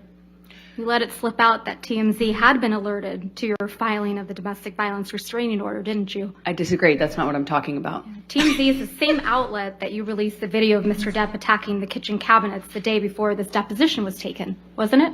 I didn't do that. I don't TMZ know how owns to do the that. copyright You to that don't video know now. how to do that. Take a note of that. Just keep that fresh in your mind. Doesn't it? I have no idea what TMZ Did they owns. pay you for that? I never got paid for it because I had nothing to do with that. So TMZ was just lucky in getting the inside scoop to your divorce from Mr. Depp, huh? I have no idea. That's not my area of expertise. I wouldn't even know how to do that. And also, what does that get? Okay. Note the next thing she says. Remember, her statement is, I don't know how to do that. If I wanted to leak things about Johnny, I could have done that in a much more successful way, in a bigger way, for years. Not and when years. you were extorting him for $7 million. I got a fraction of what I was entitled to in the state of California, by the way. What you're entitled to. Let's talk about that for a second. I get it. Marriages. But before you go on, she wouldn't even know how to do that. But if she did do it, she would do it much better. Yes. So you do know how to do it. Yeah. And you could have done it worse. Yeah. But no, you waited until there was a marriage settlement that you were trying to get. Obviously, there was also, papers showing that she wanted the 3 apartments. She wanted $50,000 a month for those to help with expenses and all this other stuff. I mean, but no, you wanted nothing. You wanted absolutely nothing. Extortion. Tassa Van Reed's your ex-wife, right? That's right. She's my ex-partner. She's the one that you told this jury Mr. Depp was jealous of, right? Yeah, well, that was 2013 fights around March, yes. You testified that he tried to burn one of her paintings, right? That's correct. You testified he tried to burn one of your favorite paintings that she did, right? I don't know if it was one of my favorites. You committed domestic violence against Miss Van Reed during your relationship, didn't you? Say No, I did what? not. You assaulted her at a Seattle airport in 2009, didn't you? No, I did not. And people saw that. That's not true. And it was covered in the press. Isn't that true? It was planted in the press by Johnny's team 2 days after I got the PRO. Hold on. So this incident that you did in 2009 was planted in the press by Johnny Depp before you even knew Johnny Depp? Or are you saying that he planted this after you're with him? How do you plant something that happened before you even met the person? If there are articles from 2009 that say you were arrested for this, how does someone plant 6 years later, 7 years later, whatever? It doesn't make any sense. No. Those articles were already there. Maybe he brought them to light more by reminding people of these, but he didn't plant these things that were there before he was in a relationship with He's you. not psychic. He didn't know he was going to meet her and marry her. And as a layperson, how do you keep this lie? How do you keep it going? How do you tell yourself they're going to believe this? Because, again, with the narcissistic traits, you create your own narrative and you actually believe it. And I really do think that she believes most of this stuff. I think that she believes it because she has said this lie so much. Yeah, she's convinced herself. That she's convinced herself it is a reality. And that is sad in every single way. Every single way. Ms. Heard, did Ms. Van Ray come out after that article came in, to make a public statement it was false? Of course she did. Objection, Your Honor. Hearsay. I should at least be overruled. Thank you. Of course she did. Okay. Now, let's talk about the TMZ alerted. Explain to the jury what you meant by the TMZ was alerted. So when you make these kind of filings, meaning divorce, marriage, things like that, they are public record. And so when we filed for divorce, when I filed for divorce, I asked my team to file in the most discreet way, literally to put it under a stack of papers and file it at the end of day. So kind of that's not how had that more of a works. shot of being missed by the paparazzi. You don't even and have to be TMZ there. And those sorts of publicity outlets. I believe that we had been remarkably lucky following the divorce, that it wasn't picked up, and that it gave me a precious few days of peace at that really fragile time. When I found out that they were going to run the story or that they had the information, I was trying to get a hold of Johnny. All right, so clarify. let's talk about that. When they found out, how did they find out? Oh, was this before a TMZ producer who knows exactly what happened came on the stand to literally refute, or however you say that, the exact thing you just said? Yeah. You didn't know he was coming forward, did you? Because guess what? Johnny's lawyers didn't know he was coming forward either. There are a few people that are surprise witnesses during all of this, right? The woman from the airport that saw you hit your ex-partner. They didn't even know she was coming forward. The TMZ guy, they didn't know. The Hicksville guy, they didn't know, because these people were there at these events, and they came forward and said, "Hey, I was there. Look, I was there. Come get me. I can help." Yeah. I mean, they didn't know. So, no, Amber didn't know that these people were going to come forward, so she could say these things because no one She would get away with it. No one could say different. Well, guess what? They came forward. They said different. I mean, wow, hun, the way you summarize things is just mwah. I know. It's right on the nose. Right on the isn't it? nose. That I did not do this in a punitive way. I didn't want him to be mad at me. I didn't want him to find out in that sort of context online. Why did James Franco visit you on the evening of 5/22/2016? Objection. Calls for speculation. Do you know? Yes. Please tell us. Because he was my friend and he lived next door, quite literally lived next door. And I had frankly exhausted my support network with my usual friends and was happy to welcome as much friendship at that time as I could possibly get. Happened to welcome someone around 11 p.m. at night as you're cuddling them in the elevator, and he's got an overnight bag. And he's married. Was he? What? I heard he was married at the time. Was he? I don't know if that's true or That not. might not be true. That's hearsay. That's hearsay. That's Jen. That is hearsay. I've heard it on the YouTube. So I haven't corroborated. I don't know if he's. And anyways, that doesn't matter because guess what? She was married. She was also married. Yes. She was married. Yeah. And it's the day after he supposedly came in there and did all of these horrible things. You've got PTSD. Your husband just beat the crap out of you per your testimony. Yeah. And the next day, And you're you've got another guy some over. other dude. You just changed the locks that same day. That morning, you changed the locks in case that husband would come home Yeah. and find you in the arms of a stranger. Yeah. Sus. Very Capital sad. sus. Now, the video I've got questions. showed him laying his head on your shoulder. Can you describe for the jury what the interaction was, without saying what was said, what the interaction was that led to that? He, after seeing my face, Oh, yeah. put his Objection, Your head on Honor. my Calls for shoulder. speculation. It doesn't call for speculation. If she sees that he sees her. He touched the side of my I'll face sustain the too. objection. And Okay. again, Your Honor, if we can instruct the witness If to... you could wait till after the objection, please. All right, next question. What did Mr. Franco do on the elevator before laying his head on your shoulder? He touched the side of my face. But why would you let someone touch the side of your face if you're so distraught about being abused? And you're hurt on that side of your face. Would you not flinch away? especially having PTSD. I mean, you know, we're talking semantics here, but Yeah. Those are just a few moments of that's not even really all of the best moments of the cross-exam. We just wanted to show a few that she's caught on. And it gets even worse. I mean, it's just awful. She is the worst witness in her case. Yeah. How can the worst witness in your case be you? I don't get it. I don't get it. So let's move on. We did the cross-examination. She had more witnesses come up, all in deposition. None of her friends.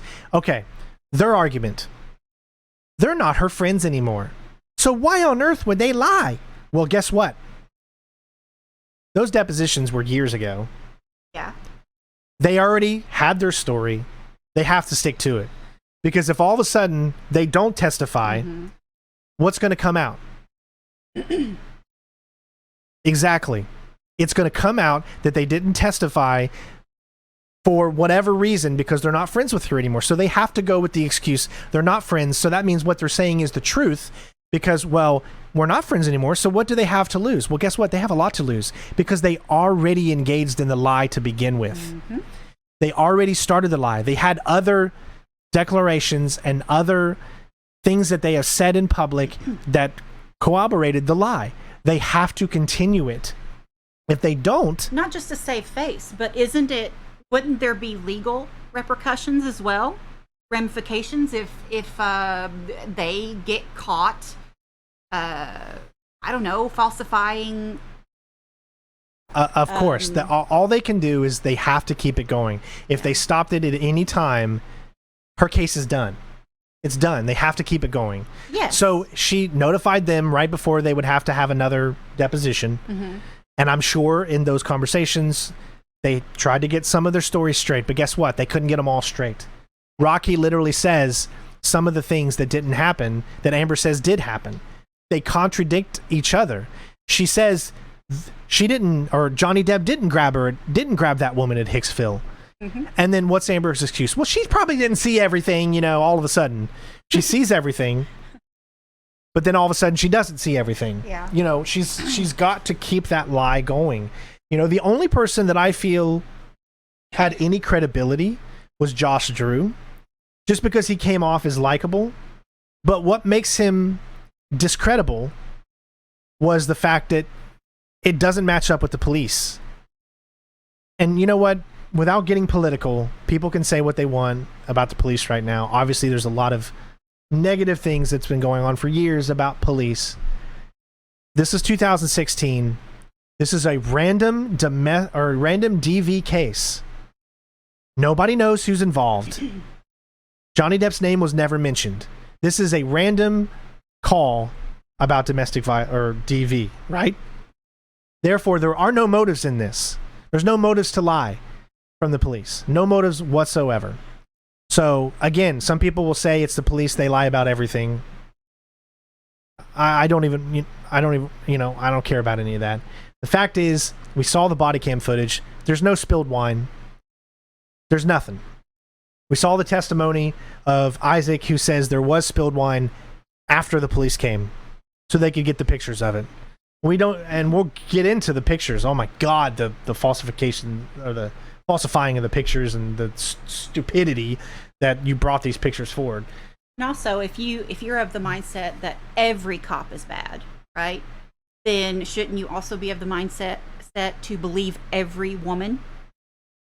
Just throw common sense out the window. Don't look at the evidence. And yeah, I mean, there are plenty. We've seen plenty of bad cops out there. You know, we've seen plenty. Yeah. But can you honestly say that every single police officer is bad, has an agenda? Especially when they don't even know who these people are. You can't say that. Come on. You can't say every single police officer in this country has an agenda. But again, that's, you know, this is the weirdest thing about this case. I don't talk about politics a lot because I want everybody on this channel to come here about gaming or whatever we're talking about. So I don't get into politics. I'm not a Democrat and I'm not a Republican. There are things from Democrats that I like. There are things from Republicans that I like. this is a case.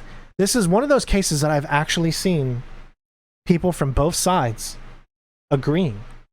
Because they look at the evidence. Because they look at the Because evidence. they don't make it political. There's people on the far right that look at the evidence and some say people this have is. made this political, Some people try to let's make be this. honest. Yes, But it shouldn't be. But there are people from both sides that are agreeing that this whole thing is just so farce. Yeah. You know, and there's literally, you know, Fox News had like a thing where that judge who's like an anchor or whatever, who said, you know, she's a liar, she's all this. I never believe what that person says, because there's just a lot of things that I don't believe in and a lot of things that I do believe in. But I can agree with her on this. Let's not bring news organizations into this. But I'm just saying that both sides, left and right, understand what this is. They look at the evidence, right?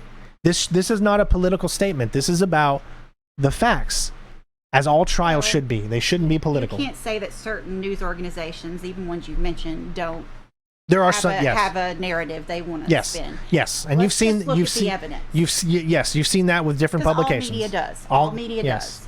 They have a narrative, like the Sun has a narrative, the Yes, Washington Post has a absolutely, narrative. Absolutely. They all have the narrative that they're going to continue to say Amber was right. Yep. That's what they're going to do, even if it's been proven wrong. They've Yep. got their narrative. They've got to stick to it, just like how Amber had her lie, and she has to stick to it. Absolutely. Because if she goes against it at this point, then she's ruined any type of credibility from anyone that believes her. The moment she would come out and say, I lied, then all of those people, what are they going to say at that point? All the people that have believed her, what are they going to say? Well, she's so distraught now that she's just admitting that she lied because she just wants it over and she wants to move on with her life. You know, that's what they're going to say at that point, which is... Probably. I don't know. Yeah, I'm speculating, I of don't course. know what to Speculation. do. I don't know Objection. what to do at this point, what to think. Okay, so we've moved on with that stuff. I know we've been going for quite a long time, and I appreciate you all for sticking through with this video. We wanted to do a video instead of a live stream because we really felt like we wanted to take our time with this and get our thoughts without having anyone else kind of corrupt anything that we might believe. You know what I mean? Yeah. You know, we don't want to read any chats. We didn't Yeah. want to see what other people were saying. We just wanted to get what we felt that we've seen throughout this trial and get it out there to you all. So all the witnesses are done. You know, both Johnny and Amber come back up. There are moments during Johnny's cross that felt like, okay, maybe he's not being completely honest. There was notions, Rottenborn was talking about pictures and stuff. When you could, if you actually look at the Facebook page of those pictures, you can easily see that they altered the pictures. They changed the lighting in the pictures. But, you know, of course, Rottenborn doesn't want to say that. There's other instances where they talked about, you know, the text that Johnny said this about Molly, some girl named Molly. Everybody knows what the term Molly means. I have never done an illegal drug in my life, and I know what the term Molly means. Yeah. Okay, Molly is just another word for ecstasy. All right, so that was dumb. If you read the context of the conversation, and you have two brain cells to put together, you can come to that conclusion. And the text said incoming. Yes. All was never brought up. all of the texts they were able to get in this case, all the texts that you saw on Johnny's side and Amber's side that have to do with Johnny are texts from his phone. Because they were able to get every single text Johnny's ever done since 2012.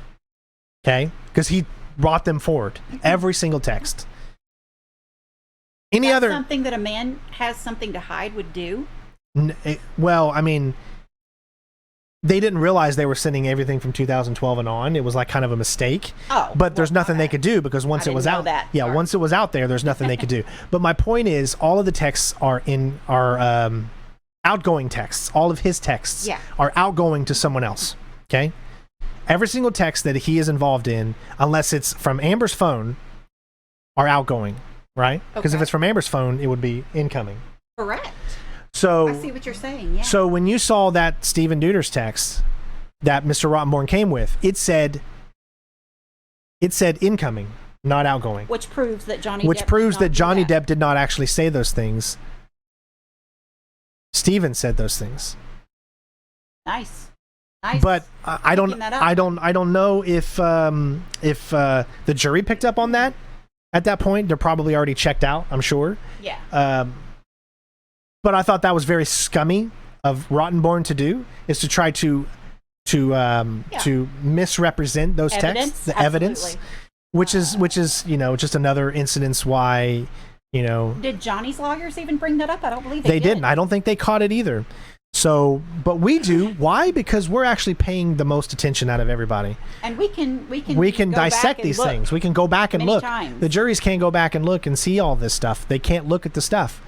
So there are things that we can pick out. And then, of course, bringing Amber back up there just to say all of these things that have been done to her, her baby, and all this stuff, that is actually taken from a different case where someone said, Well, I mean, hun, to be fair, you cannot honestly say that one random person on the internet didn't send her a DM like that or something. I mean, no, we can.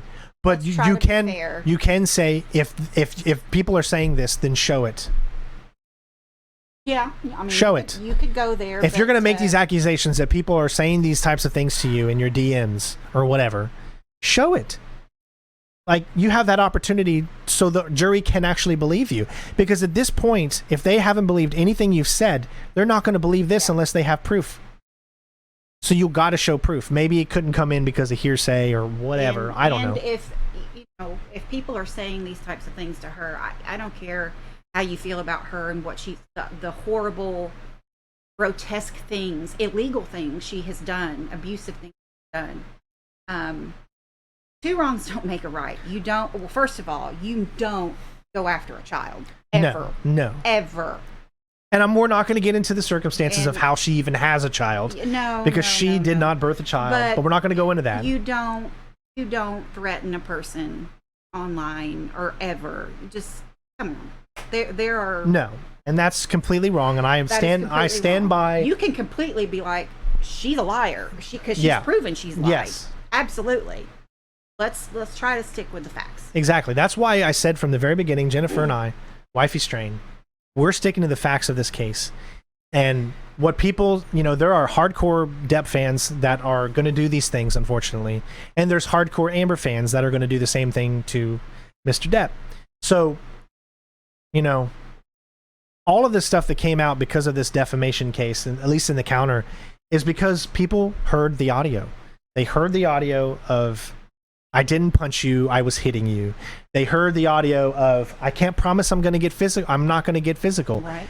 They heard this stuff. They heard the laughs. That was so creepy. They heard all of this. Yeah. That is why they turned on you. That is why people believed you at first. But then when this stuff came out, the audio came out. True colors. Yeah. I mean, that is why. It's not because of these statements that Adam Wallman said on behalf of Mr. Depp. When people watched your deposition, girl, when people saw your face, honey, I mean, because you can't hide who you are. No. And you are not an honest person. You are not a good person. You're not a good person. No. And it comes out. It shows. Yeah. I mean, we look at facts, we look at evidence. I came in more on Johnny's side than hers. I think we both can admit that. Because we've seen the audio, or we've heard the audio tapes. We've seen the evidence. We've seen that evidence. The evidence is so... But here's the thing. We didn't know what evidence was going to be shown in the trial. No, but we did hear the audio. We did watch the deposition.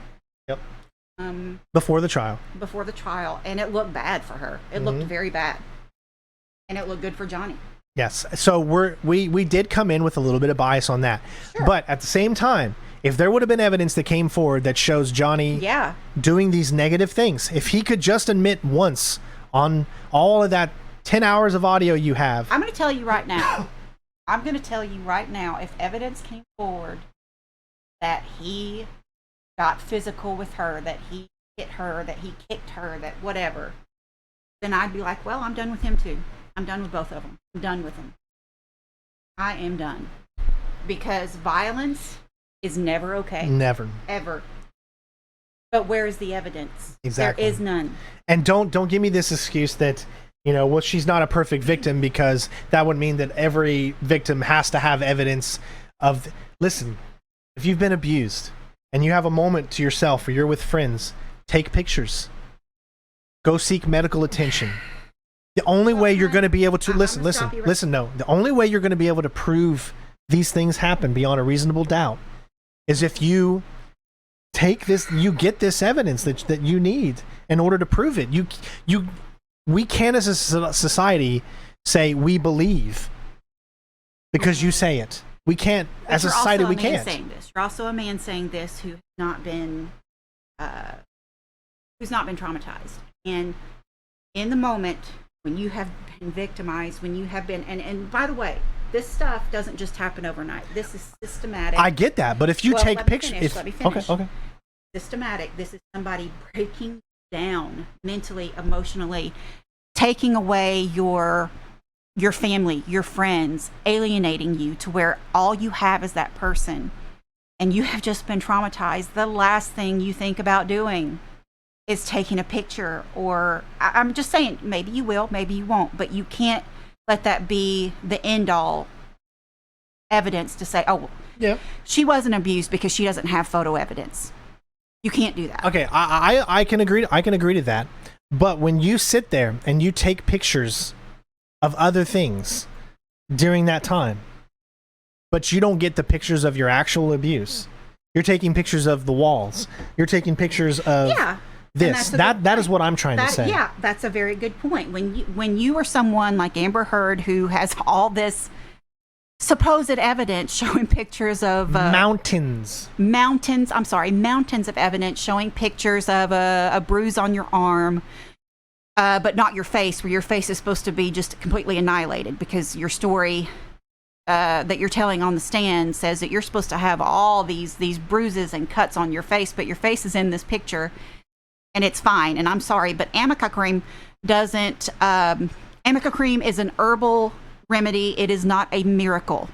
And it's actually arnica, but we say amica because this is the meme of this trial. Makeup. I'm sorry, but there is just no amount of makeup that can cover a bruise. Okay, Especially swelling. Yeah, you cannot cover swelling. But ice covers swelling. No. Ice might diminish it a tiny bit, but the type of swelling from the types of injuries she is describing, there's no way. There is just no feasible way that this is true. There's no way. But yeah, you do bring up a good point. She's got all these photographs of the wall and of a bed, and with a knife that's laying there right beside it, by the way. And did you realize that Whitney had to say that, Johnny has a pocket knife all the time. Whitney had to say that because the videos that were out there that were getting millions of views of that pocket knife that they saw, they're watching the trial. Yeah. They had to have someone say, oh, he always has a pocket knife. Well, what does that have to do with the fact that you said Johnny kicked the bed and that's what happened? Yeah.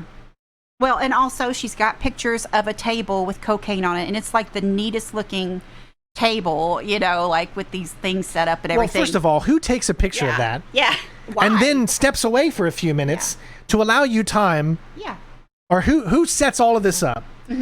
Walks away, allows you the time to come in and snap a photo of it. Yeah. Who puts 4 lines out there? I'm sorry. Walks away. You take all this photographic evidence, and yet there is zero photographic evidence of these horrendous injuries that you've described in great detail, of cuts, bruises, broken noses. Why would you not take a picture if you're so into taking pictures? It just doesn't make sense. And that's what I meant when I was saying what I was saying. I know. I get that now. I got you. If you're going to have that evidence put forward, I just don't want people, because people on the internet can be. Yes, and I don't want to misconstrue. There are people out there that are so traumatized they don't seek medical help. They don't take pictures, and then you have to believe their word. Right. But I can say that most of those victims, when they come across telling their word, you're going to see the sincerity in them. Yeah. You're going to see the not staring at their victim. They're going to see the not doing this or that. And yes, there's no perfect victim. There's not a perfect victim out there. We get that. Yeah. But again, we're just saying, based on the evidence and the facts that have been shown in this case, this is how we have come to these conclusions. And even victims lie for whatever reason, or they, maybe they do things that the lawyers will want to bring to light that might skew the jury's perception of this person and everything. That shouldn't matter. That should not matter. The evidence is what should matter. Yes. Now, we've come to the end of the trial. Johnny did his rebuttal. Kate Moss came up and said this stairs incident never happened. Other expert witnesses came out and tore her expert witnesses. Gosh, we've been going on for so long, we haven't even talked about Dr. Spiegel, which was one of the most, I mean, seriously, where did they find this guy? I mean, all I could think of was Who Framed Roger Rabbit, the villain. That's all I could think of during his entire, and that is mean. I'm being very rude and I'm being very mean of thinking that. But it's because of the way that he came out. It was like, and again, they talked about the gold, whatever it was called. I don't remember exactly what the ethics thing. The gold standard? The Goldman rule or something. I can't remember the name of it actually, but it makes so much sense. You cannot diagnose someone that you have never met or had the chance to interview or actually talk to or conduct, checklists and tests and stuff. That's why Dr. Curry was able to say what she said. Yeah. Because guess what? She interviewed Amber. Personally, That's why Dr. Hughes in person. That's why Dr. Hughes was able to say what she said. Yeah. Because she interviewed Amber. That's why she can never say anything about Johnny, because she never interviewed Johnny. And this guy comes on there and he is saying he's got this, and this. And you can't do that when you've never interviewed the person. It's unethical. Yeah, absolutely. It's unfreaking ethical. And then you say in your deposition, he's an idiot. Oh my God. And then you say you base some of your opinions based off of what he did in pirate movies. Yeah. You know how he runs in pirate movies, like he runs weird, right? He talks weird because he's always on the ram. Yeah. How can you base some of your off of that? How can you base it off of interviews? How can you base it off of anything of that nature? Yeah. You can't do it. You have to talk to that person. You have to test them. You have to do that. So his testimony completely wipes out because of it. But man, was it entertaining. And I hate saying that. I don't want this witness to be entertaining. I want this witness to tell me this is the truth. This is who he is. But you can't say that for a fact because you never did what you were supposed to do.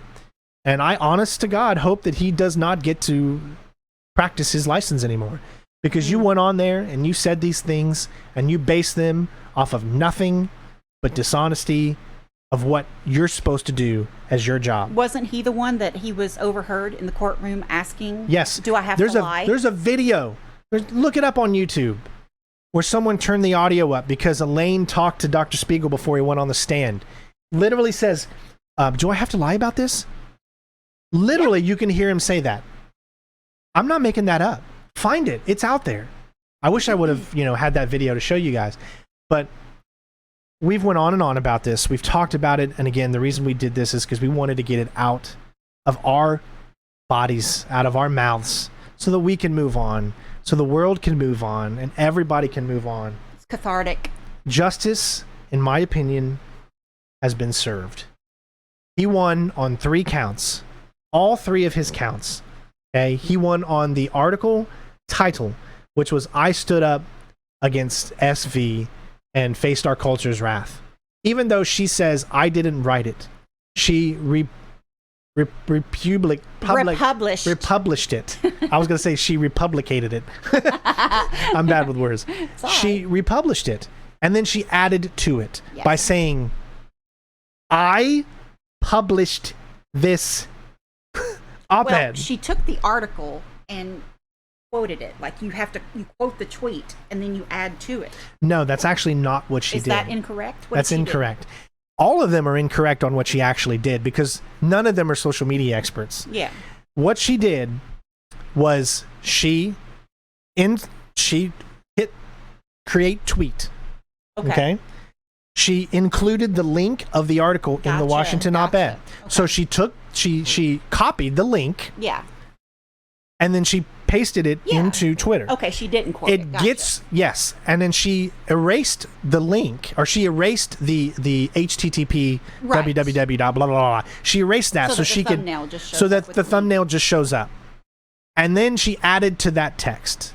If she would have done a retweet, it would have just been a tweet that someone else wrote. Yeah. That she's posting on her own, but she added. So you could say, well, she did a quote tweet. Well, if she did a quote tweet, the person's tweet that originally tweeted that would still be included. Yes, I see what you're saying. So therefore, what she did was an actual tweet of the link that she got from the website and put it on there, and then added her own statement to it. Yeah. What made it Republication is I published this, and she added to it to a new audience. That audience was her Twitter page. Yep. Even it doesn't matter if it's seen by one person. That is a new audience. Yep. And more people saw it. And guess what? Those people retweeted it. And those people retweeted it. You know, it's that constant. It's like the Mogwai, man. You watered them, and now they're multiplying. They're multiplying, and gremlins are everywhere. You know, it's out of control. It's out of control. So millions and millions of people saw that, right? So that's what happens. She won on all 3 counts. A lot of people... She lost on all 3 Lost, counts. yeah. A lot of people were saying, well, maybe she wouldn't have won on counts 2 and 3. I think he won on counts 2 and 3 because I believe that was still the same, because she is still talking about him being the domestic, the abuser in the situation, which is completely false. They already at that point said, we don't believe a single word you're saying. Not a single word that has come out of your mouth is true. Therefore, they, as the jury, had to count on all 3 because they didn't believe a single word. Rottenborn, they were all like, you just need to find one instance of any type of abuse. Yeah. But like we said earlier, in that op-ed, she was talking about physical abuse. She was talking about SV.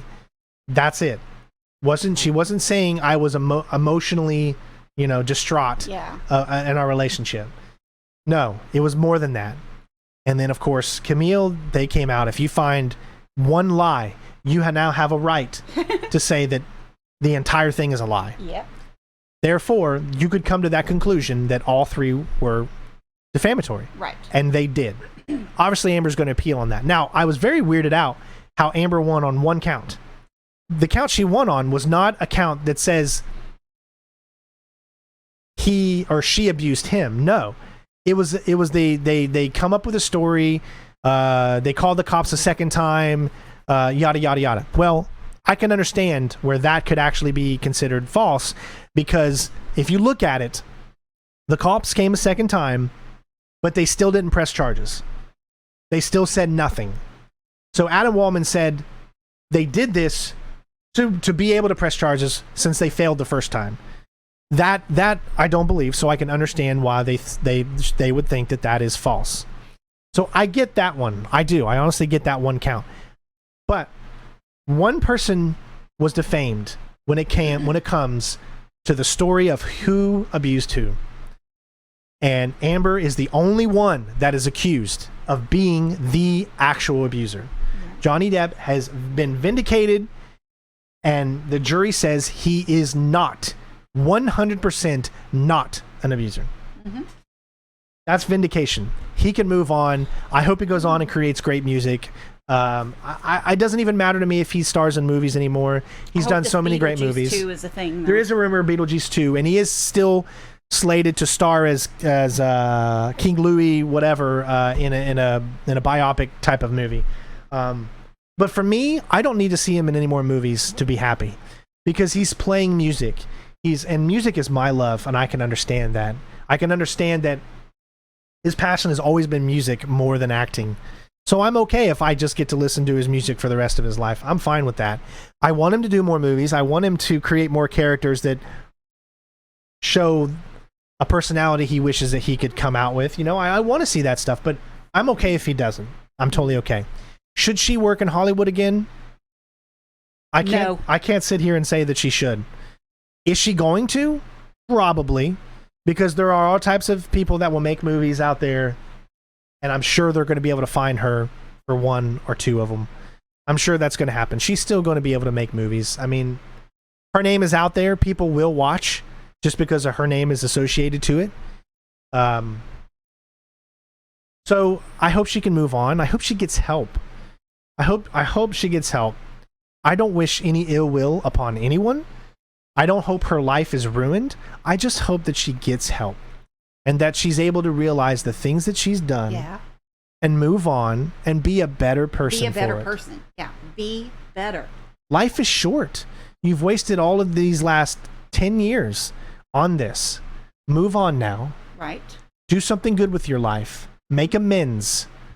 Do something with your life that, even though no one is going to forget this. No. But you still have a chance of doing something good in this world. Yeah. Right? People don't forget. But maybe in time, if a person shows true remorse and change, they can forgive. They can forgive. Maybe. Maybe. See.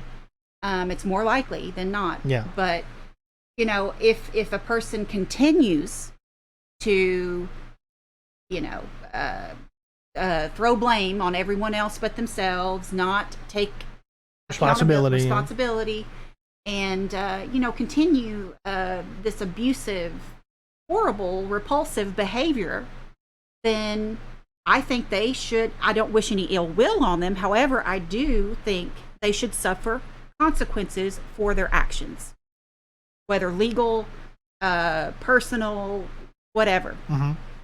So we just wanted to talk about this. We know we took a long time to do it. I know there are a lot of things in the trial that we skipped over, didn't mention, and obviously she's going to appeal. Her lawyers are still out there spewing her lies. And, you know, that's just a part of the game, that the 15 minutes of fame that she wants. Elaine, you know, which is the karma I can't believe it. Almost all those witnesses that came forward that they didn't know were going to come forward want 50 minutes of fame, but yet here she is now talking on talk shows. Well, Mr. TMZ called her out on it, didn't exactly. he? Oh boy, he has her great. number for sure. That was great. So I hope you enjoyed our, you know, please discuss. We're going to answer comments in the comments, obviously, about everything. Let's be nice. Please, no. If there's someone on Amber's side, please tell us. Yeah. Tell us why you're on Amber's side. Let's have a discussion. No one get mad at the other person. No name calling, no none of that. Just good discussions. I want to hear what everybody has to say because this is such an important issue. It's more than just two celebrities that make too much money. It's so much more than that. And I've always considered this case to be way above the two people in this case. This is about anyone can be a victim of abuse. It doesn't matter the gender. It doesn't matter. None of that matters. It's just about standing up for what you believe in, standing up for your kids, standing up for your name, standing up for all of the victims out there that don't get a chance to have their voice heard, that are too afraid to come forward, male or female. This is about giving that an opportunity to come forward. Okay? This should have never been about Me Too, because there was no such thing as Me Too when this started. She turned it into Me Too. And it's so unfortunate that a lot of people are saying now the Me Too movement's going to get stepped back, which I don't think it will, because the true victims out there, the true victims out there are still going to be able to move that cause forward. Right? I hope so. I really hope so. But I would say that Amber Heard has taken true victims back 20 plus years. Victims have a hard enough time, especially in court on that stand, being believed. They have a hard enough time, and the public opinion is already skewed against them. Usually, especially when you've got someone, like I said before, who is the what did you call it? Not the plaintiff, but in criminal court, what are they called? The prosecution. The is that right? Or the defense? So you've got defense and prosecution. That is criminal law, but in civil trial, it's plaintiff. It's plaintiff versus defendant. Yeah. Well, my point is, when they're on the stand and they're speaking out against someone who is more powerful than they are, has more money than they are, has better lawyers because they have more money, then, it's already so hard to believe them, and there's public opinion out there, and they get bashed, and it's horrible. It is absolutely horrible and should not be. But because of this woman, now they're going to have more fuel behind them saying, well, this woman's saying this, and well, she's just another Amber Heard. She's lying. So yeah, she's hurt women everywhere by doing this. Yet she's claiming the opposite. Yeah. And the media is claiming the opposite. So. I mean, she's had statements that literally the 5 minutes after the verdict was read, she already had a statement ready to go because she knew she was going to lose. And she's, of course, blaming everybody but herself. And I'm sorry, you have to know, if you lose, you reflect, you get better, and you move on. Mm-hmm. Accept the loss. And I don't know how long it's going to take for her to finally accept it.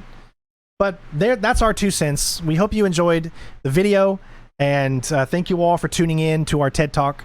And, I know we went on for quite a long time, but we just wanted to talk and get it out there. So thank you all for listening. Thank you, everyone. Thank you. We love you all. We'll get back to gaming, of course, but I just wanted you guys to know I stand for justice. We stand for justice. We stand for truth, and we stand for facts, and we stand for evidence. So thank you all for listening. We love you. Take care of yourselves, and we'll see you next time. Peace out.